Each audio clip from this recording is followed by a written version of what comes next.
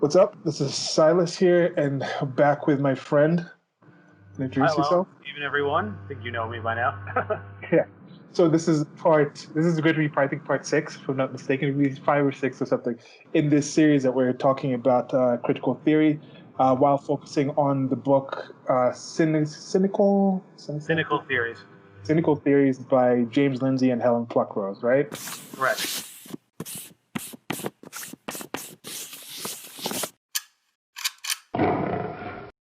Okay, and we've had different ones before this. By the time I post this, they should be one, the introduction where we're talking about this, why we think this is important.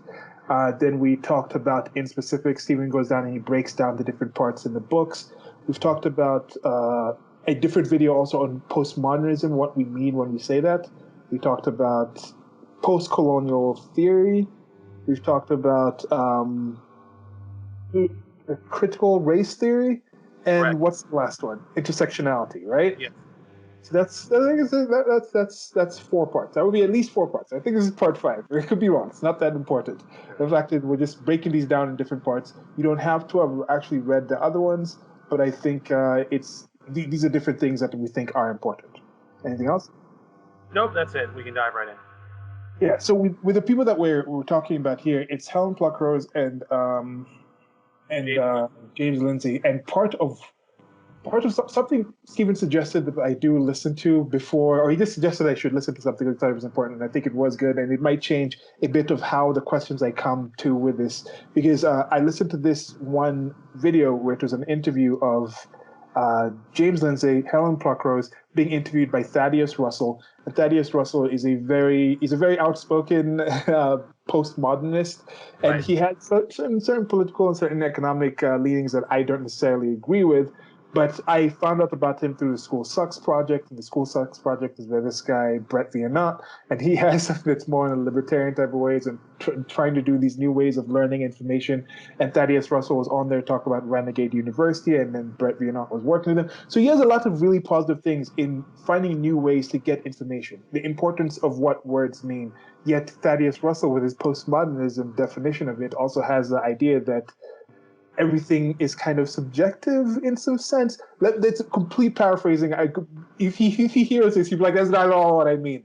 And if you know about what it is. So anyway, but listening to that interview and hearing them talk about the different things, that gave me more insight into the book that Helen Pluckrose and James Lindsay wrote. So there might be certain questions that I asked before in the previous parts that I'm not going to ask here. But just by watching those two talk with this third person who has this whole idea of what do words mean and how do they mean this and that, he was making some points that I think Stephen and I touched on, where we think some of the actual practical things about this, a key part was saying postmodernism is descriptive and not prescriptive.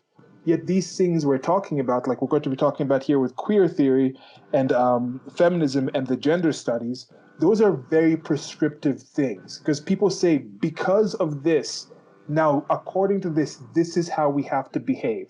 We need a feminist government. A feminist government is not descriptive at all. That has a lot of prescriptive things based on it.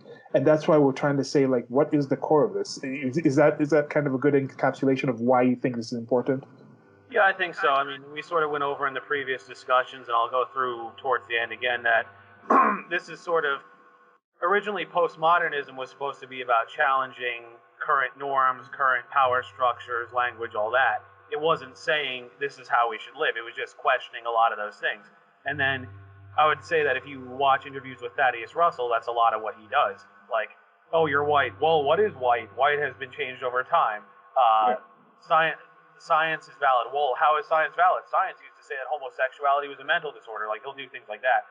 So that was the original point of postmodernism originally. Again, postmodernism is very broad, but if we're talking about those general thinkers, but then these fields that we're getting into, these are what the authors call the applied postmodernism, where they take influence from both postmodernism and also the Frankfurt School, but they think, okay, how can we put this into action? Because deconstructing things, yes, it's interesting, but at some point we need to offer solutions, and that's what these ideologies were intending to do.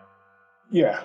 And I think these things that we're breaking down in these different sections, it almost is something where we could say it's like the child of of postmodernism and the Frankfurt School. Those two, I think, major movements or ideologies, or I don't know what you want to call them, systems of, I think ideologies, ideological organisms came together, and then now these are the kids of them. They, kids, I Well, don't say kids, or mutations, or if it's kind of like people went in a lab and took those two things and started grafting different parts yeah. from them together to form these other things. I think that's a more accurate thing. And from the discussions that I've had, from the observations that we've been having in this content, I will be a lot more reticent to use the term postmodernist when I start talking about certain things like the fat acceptance movement, which we will get into later on, right? Yes.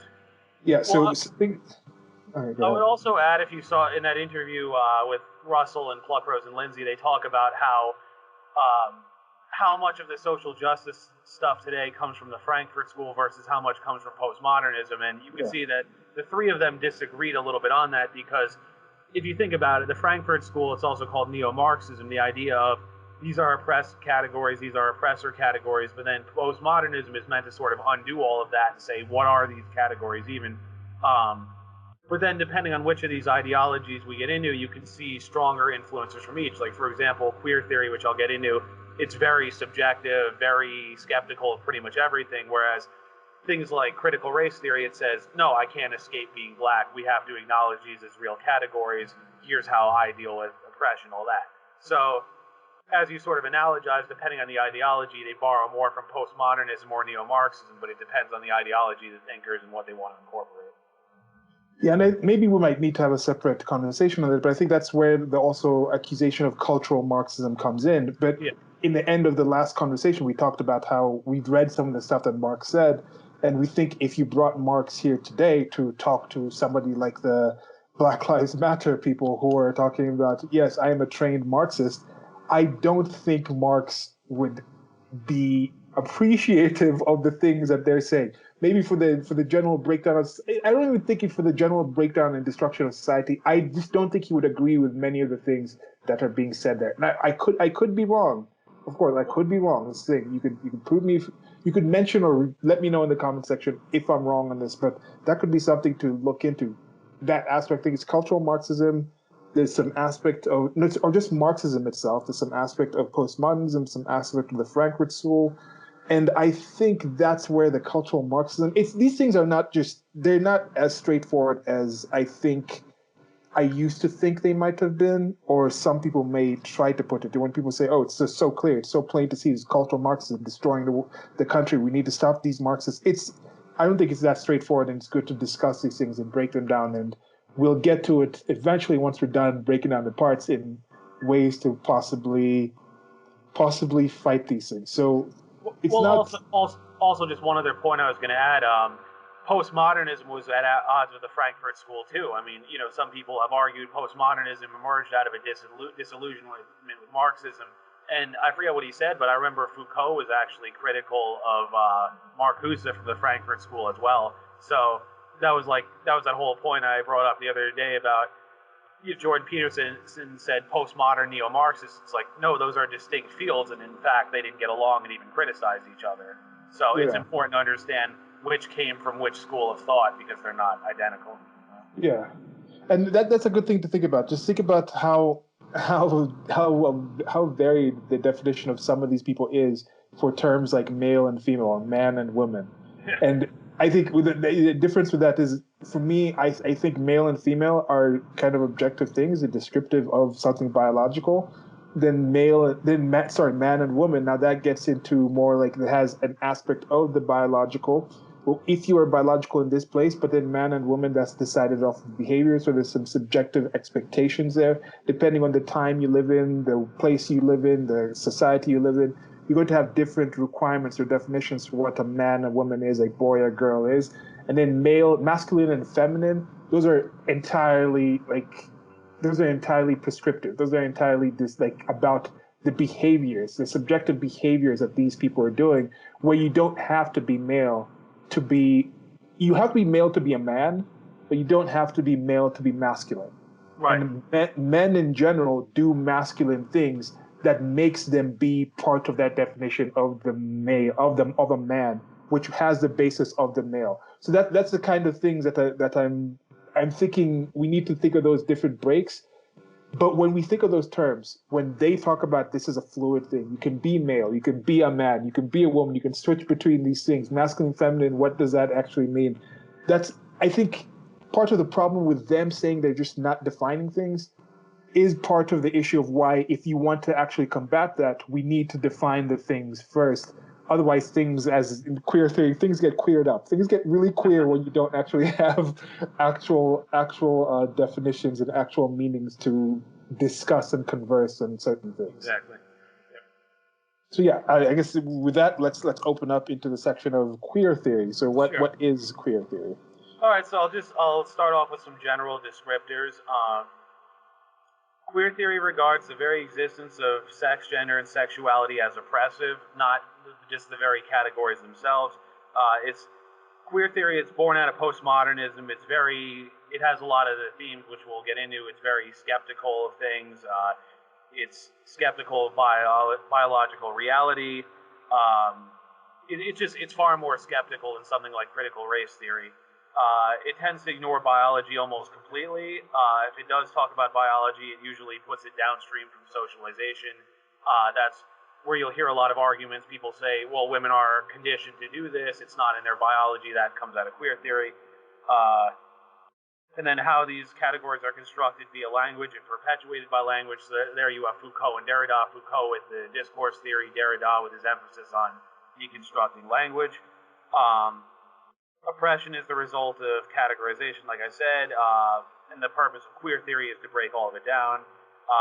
It follows from the postmodern principles that objective knowledge is unattainable because the way we acquire knowledge is determined through power. So by that nature, we can't arrive at objective truths. And then, of course, people who decide what truth is, they want to maintain their power, so they decide what's true and then reinforce these boundaries.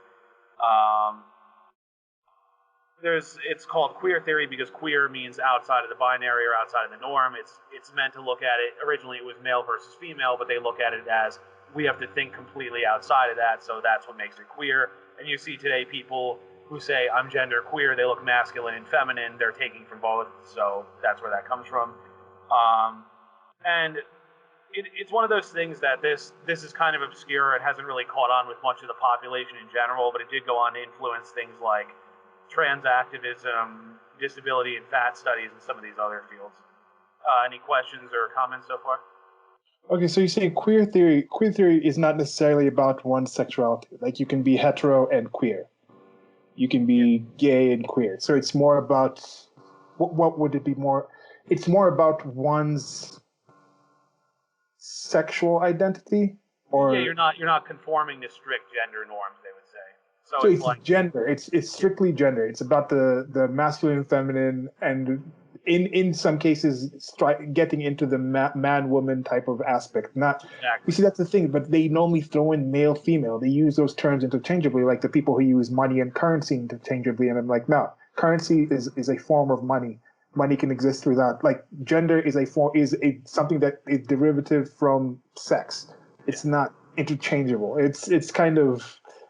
Those are the things that kind of frustrate me. But in general, yeah, go ahead. I'll help kind of unpack it. As I've tried to write it, I've tried to lay it out in a way where it's okay. How did this evolve? So yeah, because that's one of the confusing things for me or one of the things I think is good to put down is to understand is what exactly is it about. Because when you talk about LGBT, lesbian, okay, that just means a female that is attracted to the same sex. The first two are people who are attracted to the same sex, which already kind of assumes a binary. And then bisexual, that's again assumes a binary.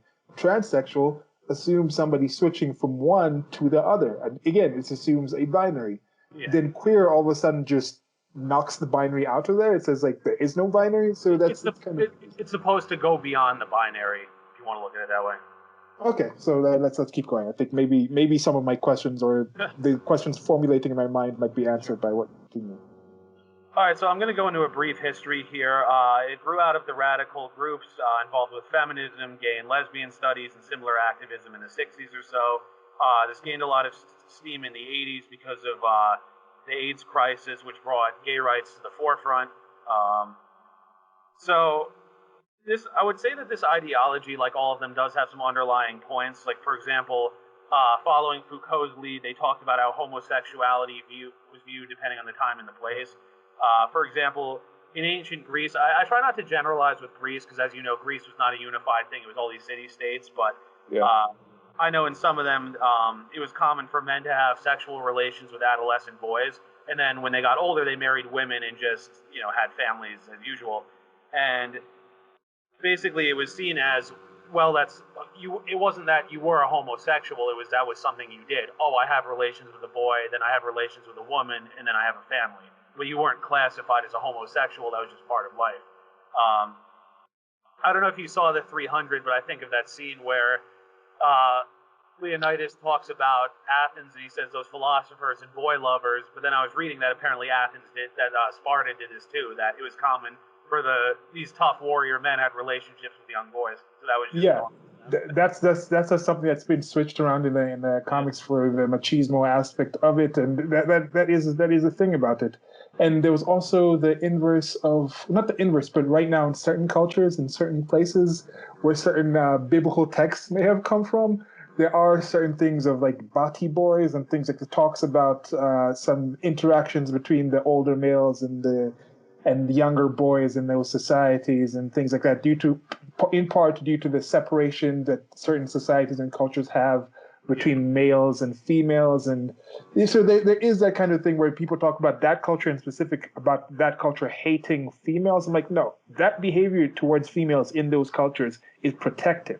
It's protective in a way that limits and can harm the female, but it's not to harm the female. It's not because they consider the female to be lowly. They value the female higher than young boys. So the things that can be done to young boys in those societies in general are considered to be, we can do that to young boys, but we can't really do this to females. There is a weird aspect of that in there.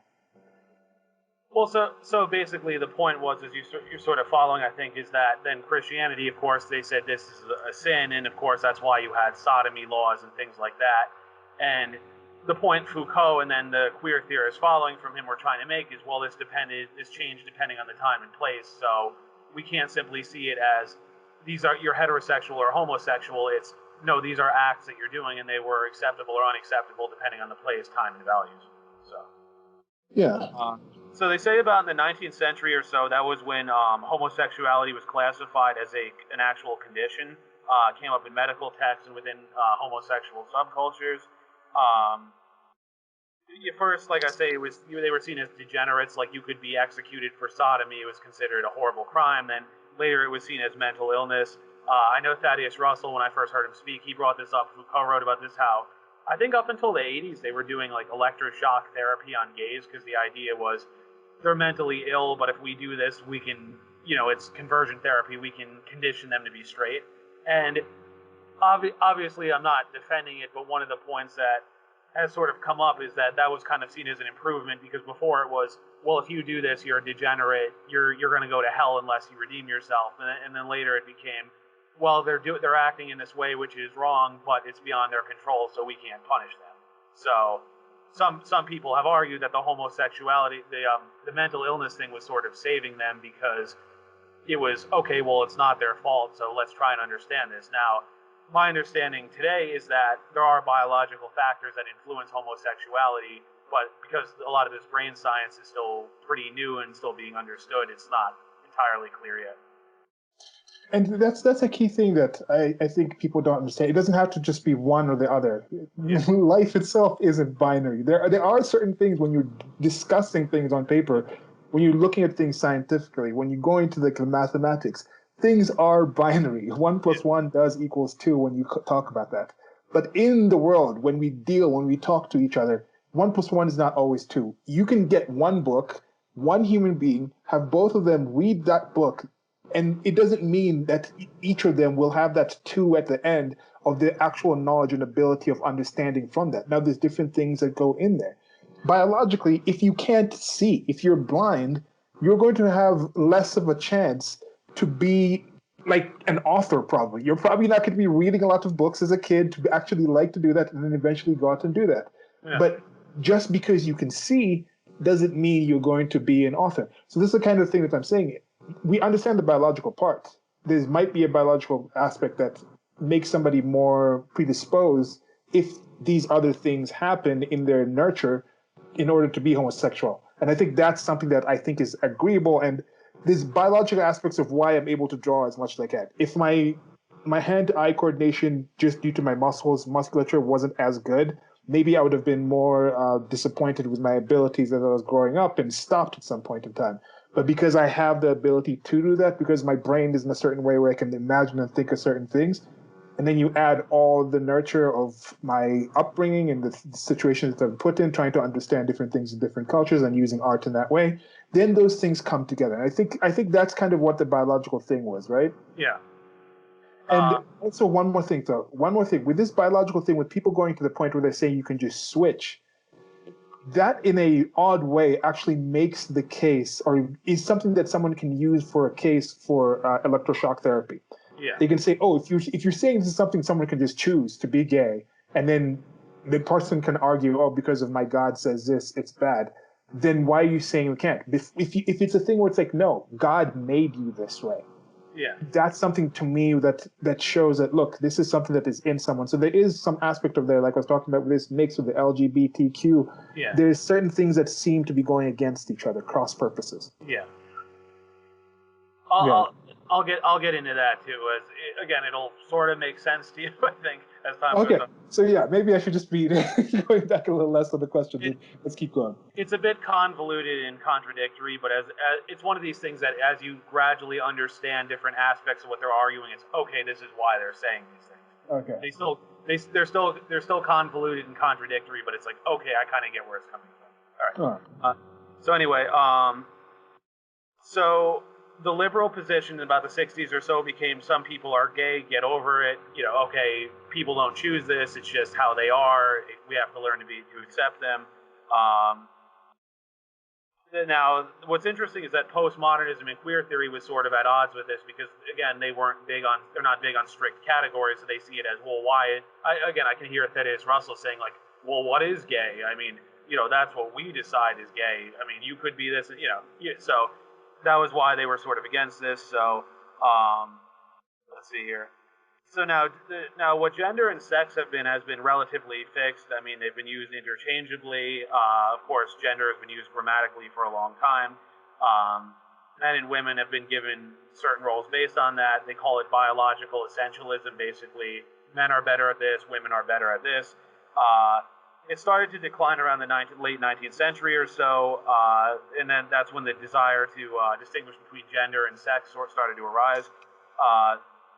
In 1949, the French existentialist philosopher Simone de Beauvoir wrote the book called The Second Sex, which basically it talked about how women developed in relationship to men because they were sort of subordinated to men. So how did that affect the way women developed?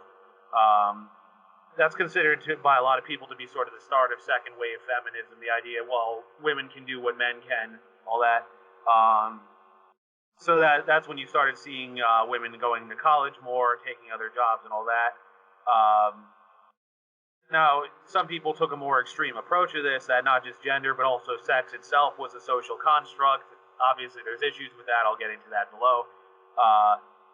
So then, the three founders of queer theory are Gail Rubin, Judith Butler, you may have heard, she's been around for a bit, and then Eve Kosofsky-Sedgwick.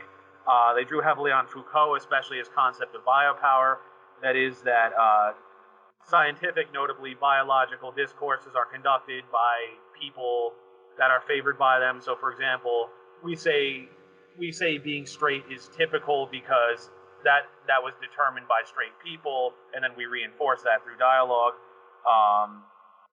Now, what's interesting here, though, is that the authors have pointed out they've actually shown empirically. This was a study in Sweden in 2002, that as people understand homosexuality as a biological concept, they actually become more accepting of it because then they realize, oh, these are not evil sinners or these are not crazy people. These are people whose brains developed in such a way that they're attracted to members of the same sex. Again, like why their brains developed in such a way, that's still being figured out, but there is a biological basis for it. So then, as usual, the postmodernists try to take credit for this new tolerance and everything, but it's really liberalism and science that did that. Any comments or questions so far? No, I think that's kind of what we've been touching on or asking about before. And yeah, there is an aspect of that, and I think the more we find out about these things, we can understand: is there more acceptance? Is there more tolerance? Is there more positive results for some of these groups due to the occurrence of this actual element, or not? And I think in some of these cases, you look at the places where some of these movements exist and some of these activists are, and you look at the status or the state of life or the standards of living of the groups that they seem to be concerned about, and then you look at the places where those groups don't exist, and you look at the standards of life there, and it's almost like the society just got better that you were able to even complain about these things or even notice these things, whereas in other places you don't even have the chance to just openly be that thing that you're saying is so maligned and considered so horrible in these places that we have to tear down. Well, it goes back to that point Helen Pluckrose made to Thaddeus Russell about, because science and technology has progressed to such a point, we live longer, we can live healthier, we can sit around saying, does science really tell us this? Is science really true? But to get to that point, you have to acknowledge that science did all these things to make life easier for us. So I didn't die when I was born. My mother didn't die having me. We were around, we're healthy, safe, and we can have these conversations and wonder about these things. Yeah, and that is something that there are certain things that are not necessarily selected for where you, like a simple example is, let's say there is some, and I do think there is some biological quotient of how much somebody is going to be, how aggressive someone is going to be at reproducing in whichever culture they are. And then once you are more aggressive towards that thing, you're going to be more aggressive to achieving the certain ways in the sexual marketplace where it's going to allow you to actually reproduce. So you get to that point where in other societies and other cultures, where back in the day, there might have been more things where like you had to be really gung-ho at reproducing in order to even get the chance. So the people who had stronger heteropositive genes to fight, to use that heterosexual attraction is tied to reproduction strongly kind of instincts, they would check and they would reproduce. Both the females and the males would do it more. So that kind of line was pushed on. Then you get to a point where you have a society with enough excess of resources and advancement to have like something like monogamy and something like that be developed as an ideology. Then you have people who are not necessarily as into reproduction or into coupling up due to due to that heterosexual gene or drive. Then that could be just people who are choosing more companionship, more pleasure, more other things rather than reproduction. And then that's when it comes into homosexuality, because people can decide. The key part for us mating or being together is not mating. That's not the key part. We're together because we enjoy each other's company. And even if we did want to mate, we can just adopt, or we can do in vitro fertilization. So that just leads to a higher percentage of those genes being pushed down, because more people with potential having some of those genes are actually reproducing and passing them on, if that makes any sense. That could be something behind this. Well, there's also the point that's come up before about how many people were gay in the past and passed on their genes, but because, they've talked about, he didn't have kids, but Da Vinci, there's been rumored certain historical figures like the president before Lincoln, what was his name, Buchanan, he was a bachelor, and they wondered if he was gay. If he was, he would have been our first gay president.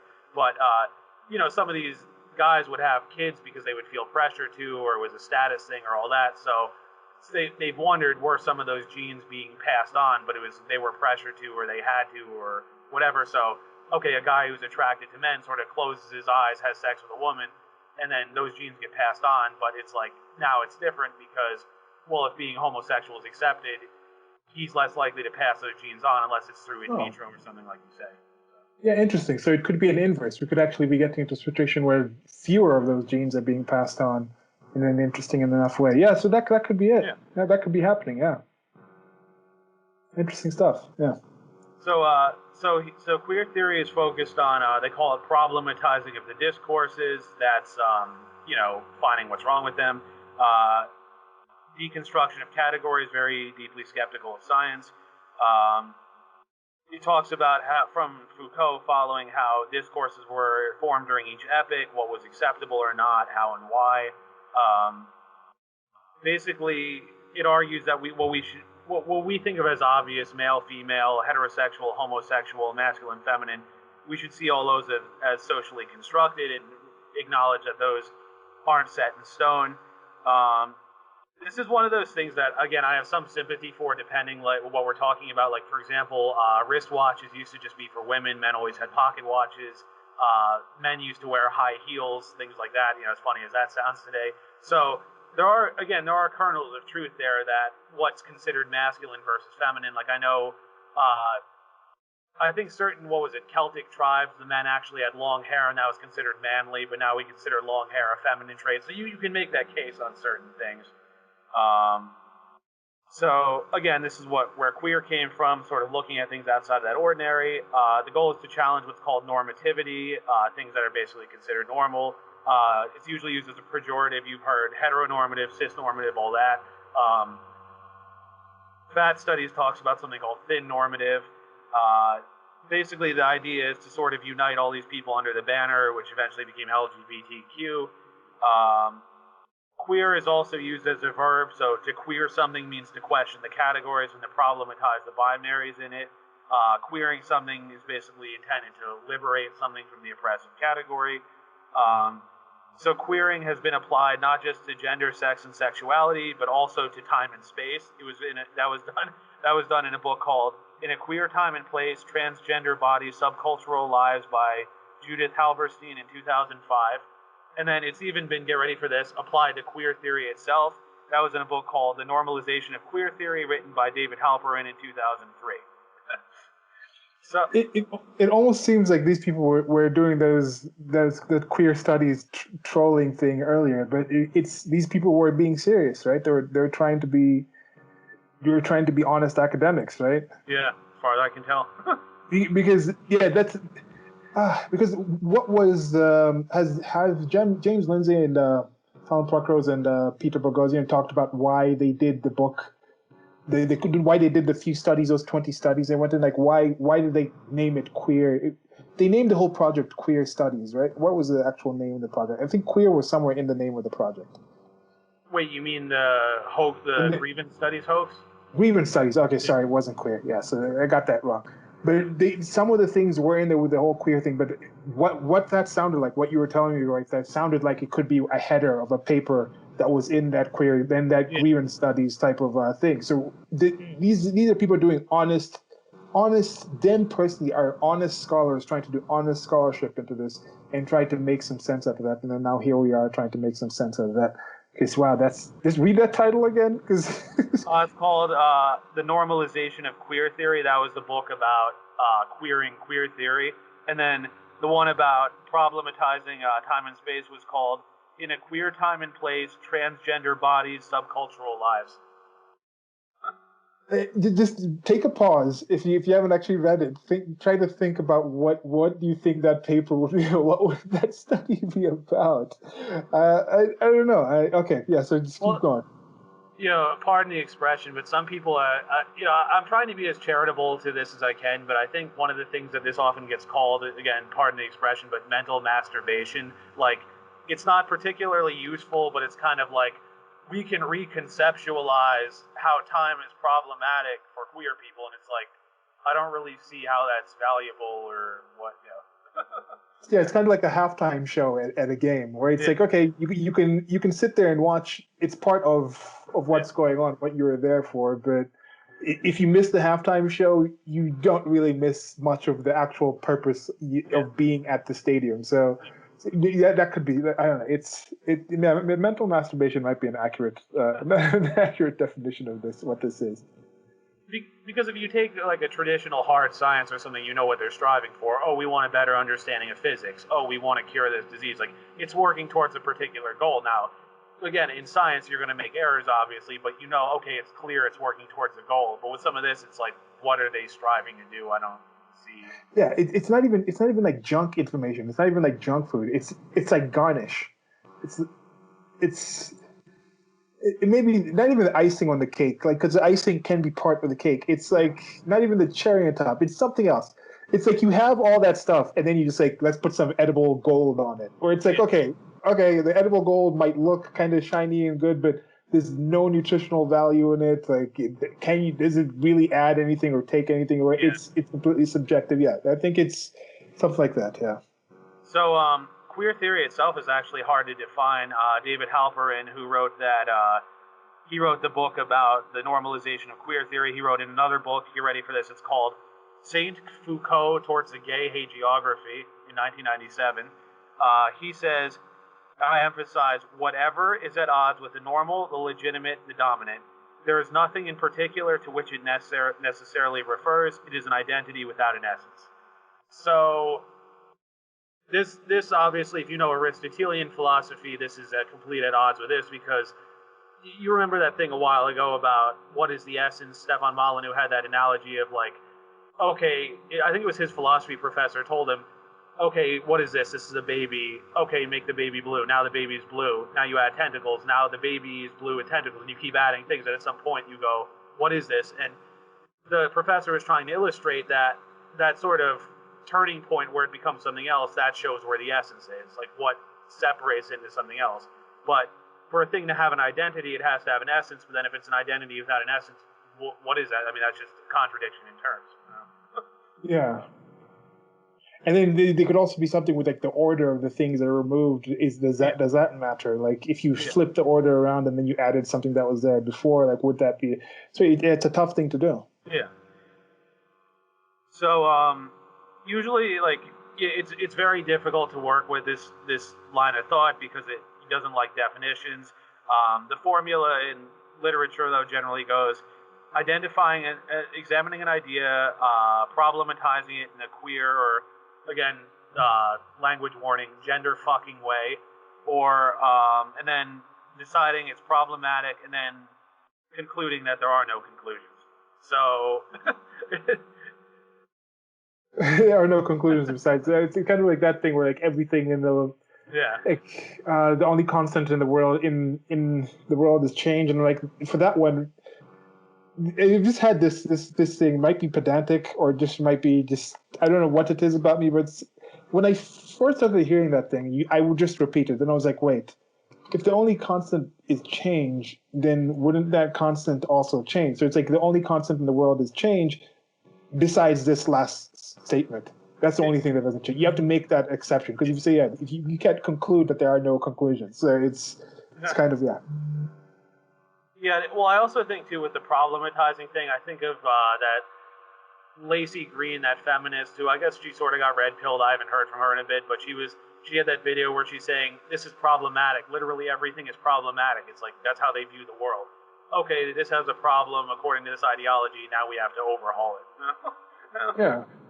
It's a religious standpoint. Everything in the world is sinful, so we have to be constantly on the lookout for where the devil's influence is. The devil is in the details. We're constantly on the lookout for that. And that is the thing. You always got to be God fearing. God is watching you all the time. He's just ready for all the evil that you're always doing. And it is kind of that same. It's a child of a Christian culture, so it's not surprising that it's part. It has the hallmarks of it. So moving on, we're talking a bit about queer theory, how it relates to the history of sexuality. It talks about, homosexuality and gender roles changing over time. We sort of talked about that. Most people are not biological determinists anymore. A very good book I like on that is The Blank Slate by Steven Pinker, where he gets into what role does biology and evolutionary psychology play, but at the same time, we're not beholden to our instincts either. Obviously, we can be influenced by culture. We can change based on our culture. So biology and culture both play a role. It's just a question of how much and in which way. And that obviously is a whole discussion in of itself. But again, I don't think anyone takes either a fully blank slate or a fully biological determinist position. Most people acknowledge we're some degree of each. It's just a question of how much. Now, queer theory rejects this because it's radically social constructionist. It even says that citing or alluding to biology is glorifying or at least legitimizing biological essentialism. When it does bring up biology, it's one of, for two reasons. It's either to problematize it as just one way of knowing, or it's to prove something obvious, like intersex people exist. You hear that come up a lot. Oh, sex is a social construct. How do we know? Well, they're intersex people. And then, like, that's supposed to be some disproving the norms or whatever. And then biological facts are usually seen as problematic because they uphold normativity. The intersex thing I find ridiculous because, I mean, yes, there are intersex people, but it's, like 0.6% of the population. Like, I think it's like 1 out of 6,000 kids are born intersex or something like that. And the thing is that even there, intersex is not a homogenous category. There are people with different conditions, people who need different treatment. There are people who have both sex organs and are sterile. There are people who have one sex organ that dominates and then they can reproduce via that one. So even there, I mean, those are specific conditions that require different treatment and handling depending on the person. But again, it's like, it's such a small percentage of the population, like you wouldn't say human beings on average can have more than 10 toes and 10 fingers. Yes, there are people that have those, but that falls outside of the general trend. It's like, you don't hold up fringe exceptions every time as the norm. Yeah. And there's something about that. With some of their focus on these minority groups, these extreme infinitesimal minorities, when you're talking about these things, some of that could come to that whole mentality of going also to the, we are the 99%, we only going to focus on the top 1.011% on their effect on the world and say that's definitive of what the rest of the group does. And they also focus on that. So that could be part of why they continue to focus on these smaller groups, and like they are a lot larger. The perspective doesn't seem to be quite fitting. That's why they focus on the few cops that have these interactions with black people. That means all cops are this way. Yeah. So if there's this small group of this small 100 people out of these group of 100,000 is dealing with this, that means that is indicative of the entire culture and the entire society. That's something they might just be using that as a lens they approach things with. Well, somebody who was on Tim Pool's show recently had a good analogy for this, because they were talking about these gender issues, and they were talking about flipping a coin and how it's generally heads or tails. I'm trying to think if it's like something like 1 out of every 6,000 flips or something, the coin will actually land and stay up on its side. So the guest was making the point that you would say heads or tails. You don't say, well, what if the coin lands on its side? It's like, that happens so rarely. We'll address that as a separate issue if it comes up, but we're not going to act like that's the norm happening every time. It's kind of strange. Yeah, exactly. And even if you do address it, it's one thing to be aware of it, raise the awareness of its existence, of it happening, but then now to start, like you said, adding it into whenever people call it, whenever people say, okay, call it in the air. Like the key, or like a football game comes out. I wonder if they'll start that. Like the American football is going now into the NFL is going to this thing where they're raising awareness for the issues, the plight of black people in the United States of America. I wonder if they can take that critical race theory and also get queer theory into there. And then when they have the coin flip at the start of the game to decide who's going to get the ball first, will one captain say, well, what if it lands on the side? We have to have queer acceptance. We have to raise the awareness of that queer possible situation. That would be something interesting to see how far it would expand. But I'm not holding my breath on that at all. Yeah. But yeah. So, of course, I mean, you see the obvious problems with this. If you ignore biology, it limits the field. It limits the ability to examine a lot of these things. I mean, today we have psychologists and sexologists who delve into these topics to better understand them. I highly recommend a book I've been reading. She's been on Dave Rubin, Joe Rogan, and others. It's Dr. Deborah So, The End of Gender, where she wanted to delve into all these issues. I don't know if you've heard of her or listened to her at all. But she does it very well, because what it is that she's a liberal. I mean, I guess, the way the left has gone now, she'd be, I mean, she's probably moderate now, but she'd be a left liberal essentially. And she takes a very good approach because she believes, look, trans people have a right to exist, gender dysphoria is real, homosexuality has biological implications, all that, but let's approach this scientifically and examine the details and say, okay, what does the science say about this? And then she delves into things about like for example, again, there's an interesting chapter about homosexuality, and there's a theory about a lot of gay men have older brothers, so there's a theory about sharing the womb and that the woman's body adapts.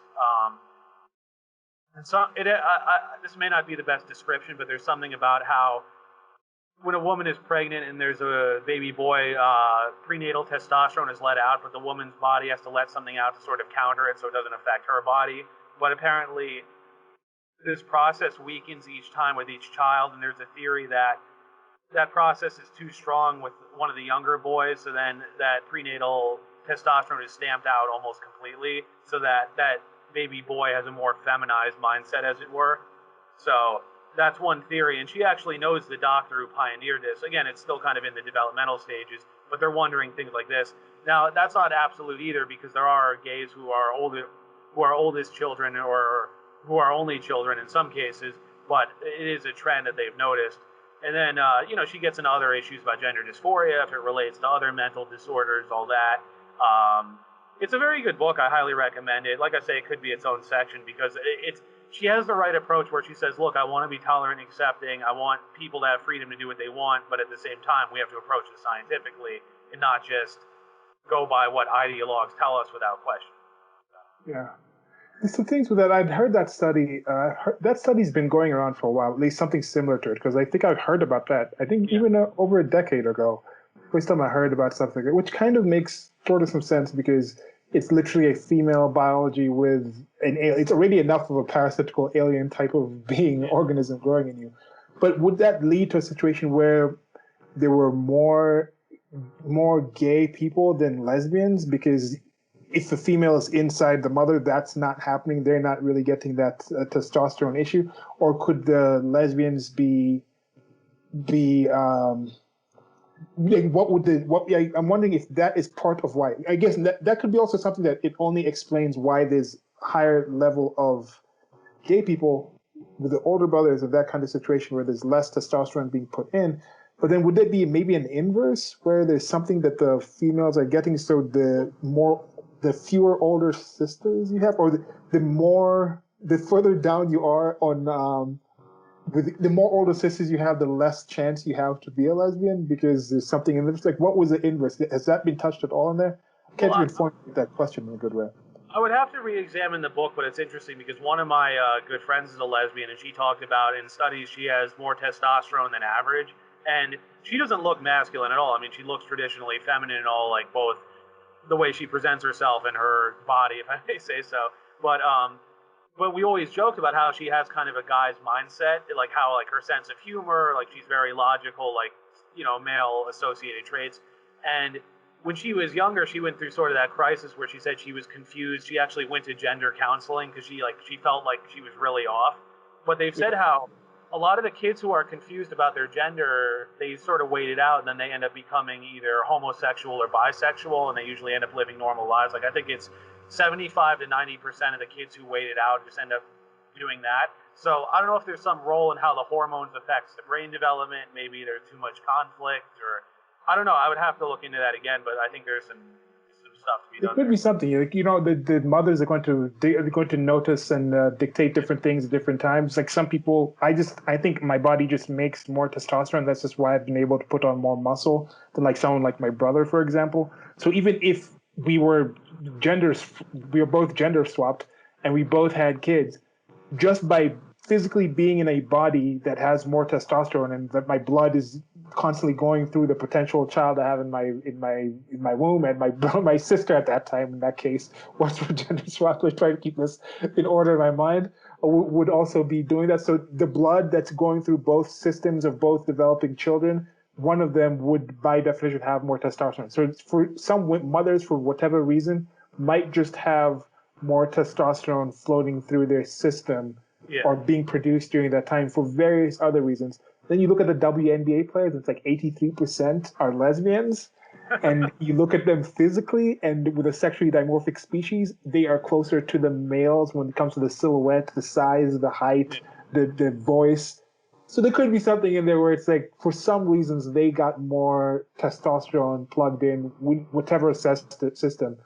And I guess on the inverse, you could look at some of the gay community tend to be more effeminate and more slight, more smaller. But then you have of course, the bears, I think, which are the bigger, bulkier men, like the hairier men. And then on the inverse, you have, I think, you have some. I don't know what the lipstick is. It no, it's not lipstick. Is lipstick lesbian? Was that a term, just kind of a slur type of thing, or is it? That's actually what I call my friend. It was funny because the way that whole joke started was somebody wrote in a Facebook comment thread. They go, "I'm tired of all these truck driver lesbians. Where are the lipstick lesbians at?" And I was standing here. And I go, "Are you a lipstick lesbian?" She goes, "Yeah, I wear lipstick." And then there were all these jokes where like she got a lipstick sticker and put it on her phone and things like that. And, okay, yeah, because I know that they have. It's more of I think it's considered more of an insult, although they might have reclaimed the word like twink when you talk about. Yeah.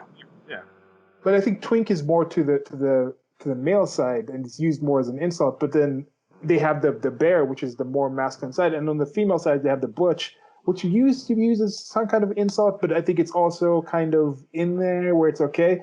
So what is the opposite of the butch, where it's like this is more the effeminate type of lesbian? I'll send you this funny thing. I showed it to her as well. She laughed. There's something called it's this little spectrum of lesbianism, and it's something like super femme, and then there's like that's number one, and then there's like I think it's like soft femme or something, and she's like I'm number two because she's like I have like a guy's sense of humor and stuff, and then it's like I'm trying to remember. It's like it goes down, and then there's like soft butch, and she actually has said to me, she says my girlfriend's a soft butch, and then there's one on the far end, stone butch. Stone butch is like the really. And then, it's funny too because I don't know if you've heard the term sportsbian. It's a lesbian that's into sports. Her girlfriend actually has a jersey that says sportsbian on the back. Because there's something in here where I'm wondering, where did the female, some of the lisp and the limp wrist thing that some gay people do, I find very few females who even behave that way. So it's kind of like a caricature of it, instead of just being just the same way how certain butchers seem to be so into the machismo type thing, where it's like you find very few men that even behave in that kind of way. I don't know if you're watching the show The Boys.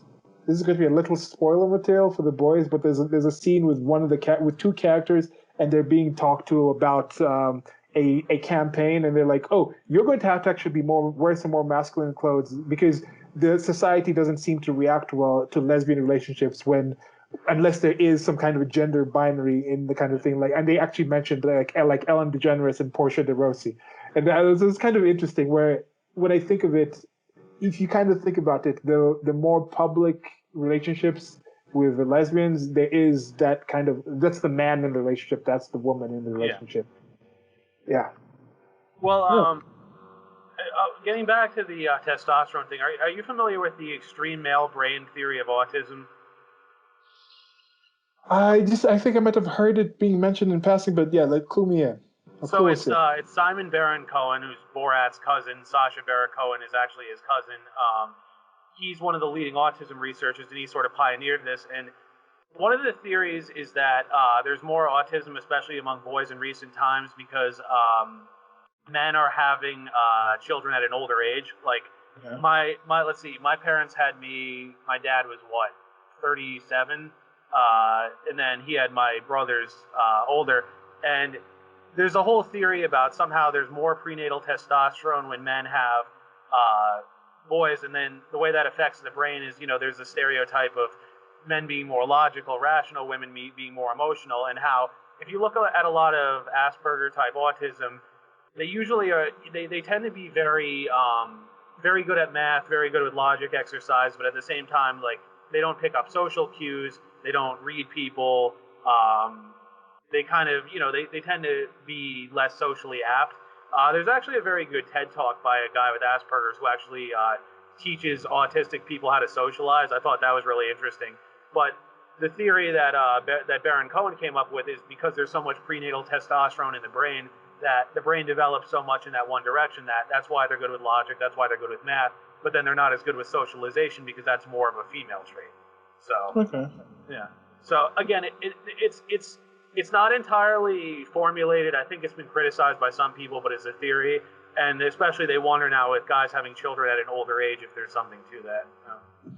Yeah, now to get an equality on this again, I'm wondering what would if this is found, because these are the kind of things that happen invariably, since there is a spectrum with these things. Yeah. So if this is one end of the spectrum, what is the opposite side of the spectrum? Like, what would be something of extreme female mind? What could be something that is in there? Is like high levels of neuroticism or something? Like, what would it be? Schizophrenia, they've actually said, because it's schizophrenia. It's all these.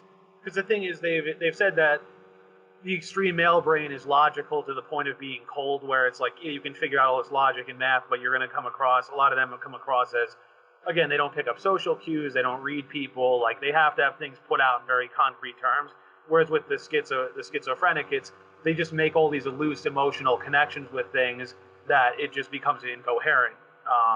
And I don't know if you ever heard the Barbara Brandon, that was Nathaniel Brandon, well, one of his wives gave a good talk on that, where she explained how schizophrenics will make all these loose associations, like a schizophrenic came up with Jesus, a cigar, and there was one other thing, and it was like, what do they have in common? Well, there were circles in all of them, but in their mind, they're making all these loose associations, so that's why. Yeah. And I guess it could be something where it's like more, because some of them are very, very friendly, where they'll get really attached to somebody and like, oh yeah, I kept thinking you said that. I was like, no, I didn't really say that, but they'll be very. There's some schizophrenics that are. I guess I don't know if they're actually. I haven't been like, oh, this person has actually been diagnosed with schizophrenia, but the whole idea of just having different things going on in your mind. There seem to be some people who have that going on, and they're also overly friendly, where it's like, I don't know you like that. Like, no, I don't think I'm going to hang out with you. Like, no, that's not that funny. Like, what's going on with this? So that could be something, and in my experience, that has been something that is more female, that comes more from females than men who are just overly friendly. Well, and as Dr. So points out, in most of the population, these things are not absolute one way or the other. I mean, there's that common thing which he brings up, men prefer things, women prefer people. Obviously, it's not set in stone either way. There are men who are social. She talks about how she was a tomboy growing up and was good with math and other things. So it's not set in stone. It's just people in general, each person tends to lean more in one direction or the other. It's just a question of how far. Yeah. All right, so moving on. So going back to the idea of power knowledge and biopower, that's from Foucault. He wrote in a book called The History of Sexuality, he talked about how since the 17th century, people have been talking more about sex, both the act and as a biological concept. Now, this was kind of interesting because the Frankfurt School actually took an opposite approach here. The Frankfurt School believed that there was a lot of sexual repression due to things like Christianity. And I don't know I think you read my piece on cultural Marxism, but Antonio Gramsci was influenced by Georg Lukács, who was the Minister of Education in the Socialist Hungarian Republic. It was a very short-lived regime in Hungary. And one of the things that Lukács helped pioneer was sex education, and he believed that one of the reasons Marxism wasn't taking off is because of all this sexual repression. And that was one of the things the Frankfurt School believed. This is sort of following from Freud, that, okay, if we embrace sexuality, we would achieve critical consciousness, as some would say, or class consciousness, and rise up, and we would rebuild society in the right way. But because Christianity was repressing it, that was holding it back. So this is an area where he and Foucault sort of disagreed. That's always something interesting to see which kind of people deal with it, and it's a central thing. And I think for so long we've been tied into just as life forms, where the things and the ideas and everything we build on is somehow tied into improving reproductive fitness, improving chances to reproduce, environment to reproduce in. And a lot of people have taken that away, have less of an interest or an awareness of that as a key driver. That I think that's made people, it's increased the misunderstandings people have had of certain things. So you look at different kind of organizations, different kind of ideologies, different kind of groups that try to take power, and you look at how they always seem to have something to do with controlling people's sexuality, defining what somebody can and can't do sexually, instead of just being like, okay, let them do it. There's something. So, Actually, wait, 1 second. Could that be in parts because males were the ones who created society in just the general biological way, where it's like, okay, females were at home taking care of the home, raising the next generation. Males were outside socializing, trying to find ways to get better resources, and they were getting those better resources in order to get access to reproduction. So the initial reasons there was any reason to really socialize outside of the home was in major part to get resources in order to secure reproduction. So if that was the base of society, the seeds of society outside of the home, then could everything else be kind of based on that foundation in a way? Well, it's interesting you should say that. I haven't read the book itself, but Friedrich Engels wrote a book called Private Property in the Family, and he sort of followed both Marx's and I think Rousseau's influence that if you go back to hunter-gatherer societies, they were more matriarchal, but then once private property and farming, it became more patriarchal.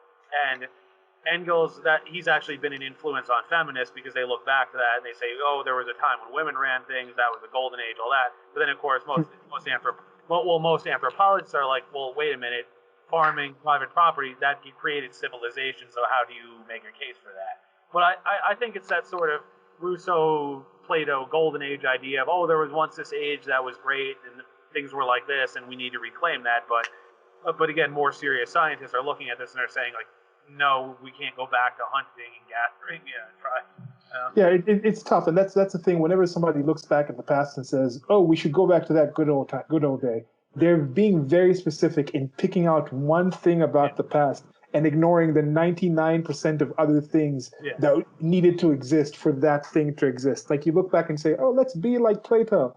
Read what's it called, the Symposium, and they were talking about the different forms of love, and one of them was, as you mentioned, was specifically talking about the love that we well-cultured men have for young boys when they're growing up. That is separate from what we have with our women. They were just admitting, like most of the people that were like, yeah, we strip little boys. Like that was a common thing for them to do. They had their paramours when they were they had paramours, and then when they got older, paramour might not be the accurate term, but when they were younger, they had relations with older men. And now that they were older men, they were talking about openly their relations with with younger men. So for those guys who look back at that time and say, that was when the West was great, let's bring back the good old Western days. You want to bring back that kind of levels of homosexuality too? I mean, I'm not saying it's completely negative to have, but that's just part of it. So Foucault says here, let me see, the society that emerged in the 19th century, bourgeois, capitalist, or industrial society, call it what you will, did not confront sex with a fundamental refusal of recognition.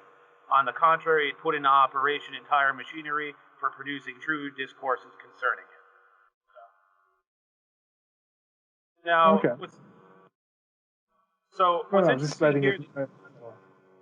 what's interesting here, the authors have a very good analogy. We talked in one of the previous discussions about how the Marxist versus the postmodernist view power, and what it is that they said, think of with the Marxists, they see power as like a weight imposed on people by the ruling class. So the rulers impose religion to keep people down, the rulers impose these rules to keep people down. But with Foucault, power is more like a grid running through all layers of society, in that if we act according to those rules, we're upholding the grid, so we have to break the grid, essentially. Okay.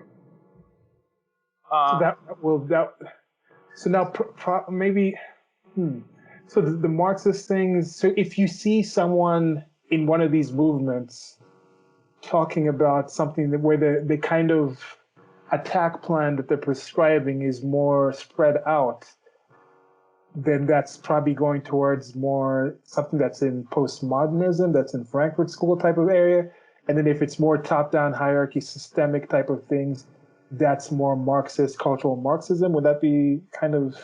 Well, yeah, because again, it's like with the weight analogy, it's being actively imposed. So the rulers are actively working to impose it.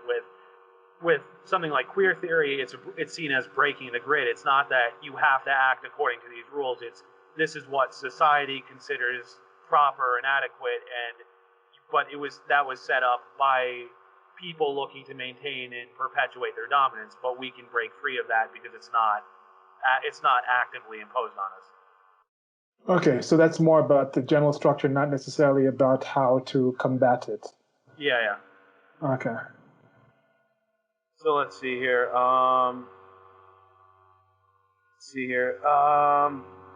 Okay, so Foucault argued the prime culprit for legitimizing knowledge and thus power was science.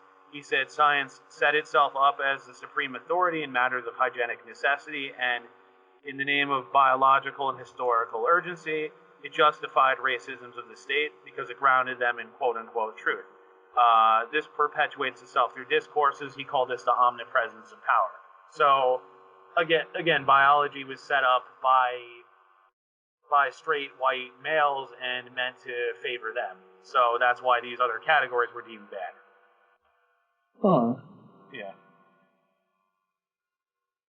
So biology was set up by... Okay, so this again when they go like the field, and then I guess might not be the same people because some of the other people will be like, oh look, but this was invented by these people, by women, so this is part of it. And I don't know.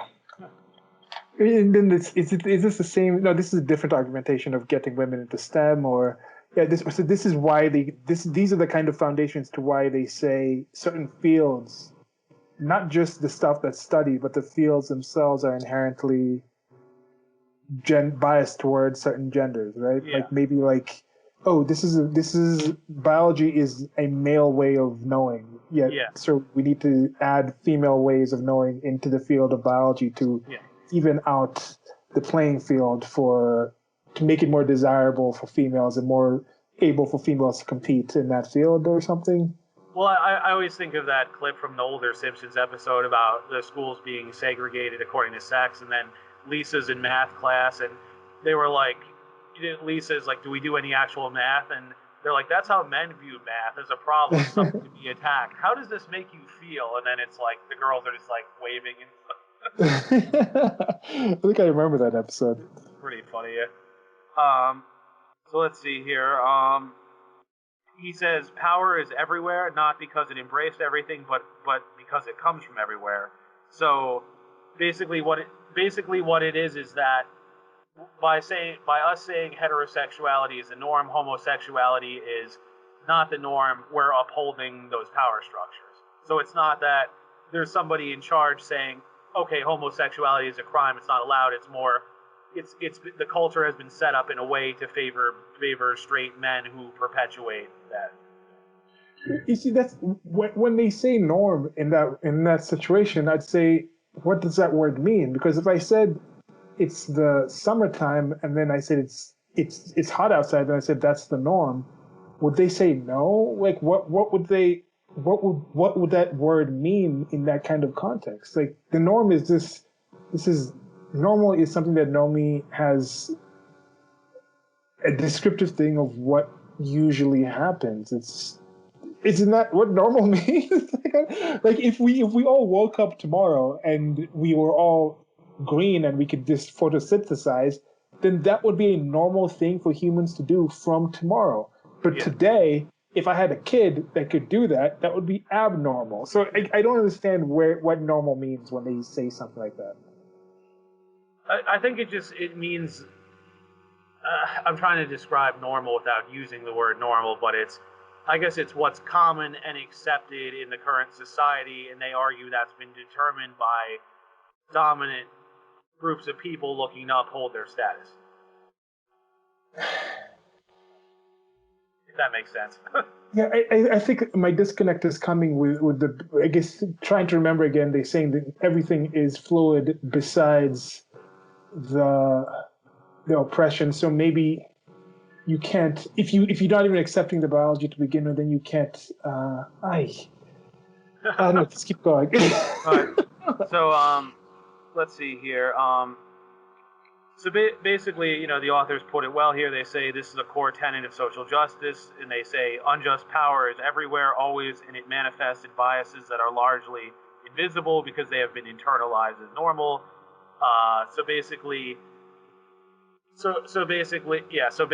by saying heterosexuality is the norm and homosexuality isn't, they would argue well, that's just me showing my heteronormative privilege and bias because it's been set up by straight people for their own benefit, if that makes sense.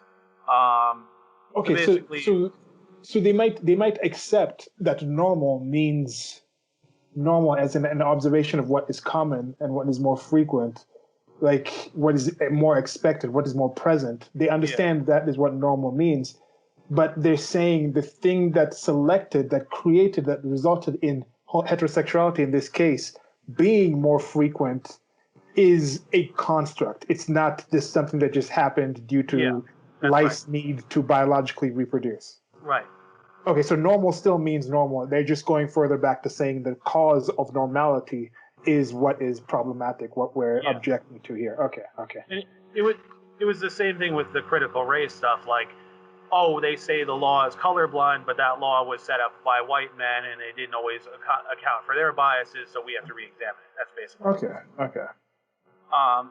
Ultimately, this sort of becomes an exercise in circular reasoning, though, because it's like, they focus on discourses and they say, well, how do you know society is bigoted towards homosexuals? It shows in the discourses. Why does it show up in the discourses? Because society is bigoted towards homosexuals. How do we know? Well, it just becomes this big circular reasoning, and then it just becomes we have to problematize these things and correct them, and then of course, you know this already, but being woke means you're aware of what's problematic. So then, the queer theory, of course, distrusts science completely because it sees it as an oppressive power structure. So it's very skeptical. I shouldn't say it distrusts it completely. It's very critical of the sex and the gender stuff and sexuality because it sees it as, well, it was set up by straight men to uphold their status. I don't know what they would say about science more generally. Stephen Hicks talked about this in one talk, how there are postmodernists I think they're called neo-pragmatists, that they acknowledge that science is efficacious, but at the same time, okay, we should still be aware of its biases, we should still be aware of biases in culture, but they're not willing to make that total leap into subjectivity where they realize, okay, this makes no sense. Because there are going to be cultural biases in what people decide to study and what kind of results they decide to actually make public. There's going to be some things people want to keep secret and some things they don't. That one is completely understandable. I'm sure there's a lot of advancements that would have come earlier if fewer of those scientists were living in Christian societies, just like there's certain things that came out by people being in Chinese and different cultures and Asian cultures. So that one I think is definitely a common thing. Yeah. Well, one of the things too, and I actually talked to my dad about this recently. He has like a chemistry for kids book, and they talk a bit about Aristotle and how in some areas he actually held back science because he was considered the ultimate authority on things. So, for example, he believed there were only 4 elements, so everyone believed that for a while. He believed that the moon had a smooth surface. Of course, we know that's not true. All that, and some people have argued that set science back because he was just seen as the ultimate authority. But then, of course, I would argue that's not doing science properly, because if you're making anyone the ultimate authority, that's not science. You're supposed to be questioning and examining all this, however smart the person may be. Yeah, and in fact, the whole tendency for skepticism and for people to utilize and understand and be able to actually voice out what scientific method is a rather recent phenomenon. I don't think it's something that's been common with society. It did make more sense. You got to get along. You got to go along to get along. That was a lot more of how society has been. That whole the nail that stands up gets the hammer or something. The tallest stalk of grass gets cut down. That kind of thing was a very common thing where it was more in the past. I think the past was a lot more socialist, a lot more collectivist than some places are today. So I think this is a positive thing. Raising more questions, asking more questions, being more skeptical about certain things is something that's an increase, and I'm not against that inherently. Yeah. So now we're going to get into the 3 founders of queer theory who I mentioned earlier, Gail Rubin, Judith Butler, and Eve Kosofsky-Sedgwick. They all drew heavily from Foucault. Their work came to fruition probably about the mid-'80s or so. So in 1984, Gail Rubin wrote an essay called Thinking Sex, about what we consider good sex and bad sex. By the way, this is in regards to morality, not quality. So it's like sodomy was considered bad sex, all that. She argued it's socially constructed. She rejected what's called sexual essentialism, the idea that, okay, sex is just a function of biology that's naturally occurred to reproduce. She says, it is impossible to think with any clarity about the politics of race or gender, so as long as these are thought of as biological entities rather than social constructs. Similarly, sexuality is impervious to political analysis as long as it's primarily conceived as a biological phenomenon or an aspect of individual psychology. So the authors and I basically take this to mean that she was saying we should view sex, gender, and sexuality as social constructs, not because it's so much biologically true, but because it makes it easier to politicize them and demand change. So this sort of gets into where she and others split from Foucault and the other postmodernists, where Foucault had a very cynical view of sexuality and how homosexuals were treated, but he was a little more accurate as far as describing what is, whereas Rubin and some of these other thinkers were trying to get into what ought to be. So Foucault was fairly accurate in saying, oh, homosexuality was looked down upon because the people in power said so. Okay, true. But he didn't say, okay, we have to completely overthrow sexual essentialism and all that. So in general, this trend sort of runs through what the authors call applied postmodernism subject, where it's a lot more about how things ought to be rather than how things are. Again, as you said, prescriptive versus descriptive. And this ultimately led to the morality policing, and this is what you can say, this is what you can't say, because if your philosophy is dealing more with how things ought to be, that's the direction you're going to have to ultimately go in. There has to be morality, there has to be policing, instead of, okay, let's just examine the world and question it and see if we can change things. Yeah, and that's a key thing. This is what you can, this is what you can't. Yeah. You shouldn't, the you shouldn't matter. Like, the thing at the end of what can or can't be done shouldn't matter. The key part is whenever someone says, this is what you can or can't do, that's the problem. Yeah. If you say, okay, this is what I can or can't do, that's okay. You as an individual, you think about what you can and can't do within your actual means and things like that. But whenever you go and you start saying this is what somebody else should or can or can't do, then you're trying to decide for other people, and I don't think that's a positive place to be. No. And also it shows the corruption of academia, too, because academia, it used to be, I mean, there were always left-leaning professors, but it was more about, let's do rigorous methodology and let's do works of science and research based on sound methods, not let's decide what ideologies people should have in the world. Yeah. All right, so let's see here. In Thinking Sex, she says, concepts of sexual oppression have been lodged within that more biological understanding of sexuality. It is often easier to fall back on the notion of a natural libido subjected to inhumane repression than to reformulate concepts of sexual injustice within a more constructive framework, but it is essential that we do so. So, again, the idea of, sexuality being, your view on sexuality is influenced by your culture. It sounds like she deals a little bit with Freud here, talking about sexual repression, some of that. Thinking Sex sort of foreshadowed intersectionality. She said, she foreshadowed intersectionality, but she was also critical of the radical feminism of her time. I'll get more into feminism on the next section, but radical sexism sort of follows the Marxist framework of oppressor versus oppressed. You're in these categories, one has to overthrow the other, whereas this was basically saying, no, we shouldn't be constrained by these two categories. We have to look at this on a bigger level. So she says, this kind of sexual morality has more in common with ideology of racism than true ethics. It grants virtue to the dominant groups and relegates vice to the underprivileged. Sex is a vector of oppression across other modes of social inequality, sorting out individuals and groups according to its own intrinsic dynamics. So her issue with radical feminism, again, was that it was too rigid as far as putting people in categories. This is a man, this is a woman, and that we have to focus on all the people that don't fall neatly into either category and whether those other categories are even valid. Now I'm wondering with this, just thinking about the ability of certain people to teach information, how young some of this information is. Some of these things we're talking about, or where we think are going to be problems. This is why it makes me kind of happier about these things. I just think rationality will win out. Yeah. These were questions being asked about certain things that I think people who say they believe what these originators of these ideologies came to be couldn't really explain to you what was actually written. Yeah. You just think about, on average, if somebody says, "Oh, I studied this in school," and then you go and you actually you quiz them on that actual thing, and there's going to be a varied level of actual knowledge towards that thing, depending on the teacher, depending on the person, depending on these things.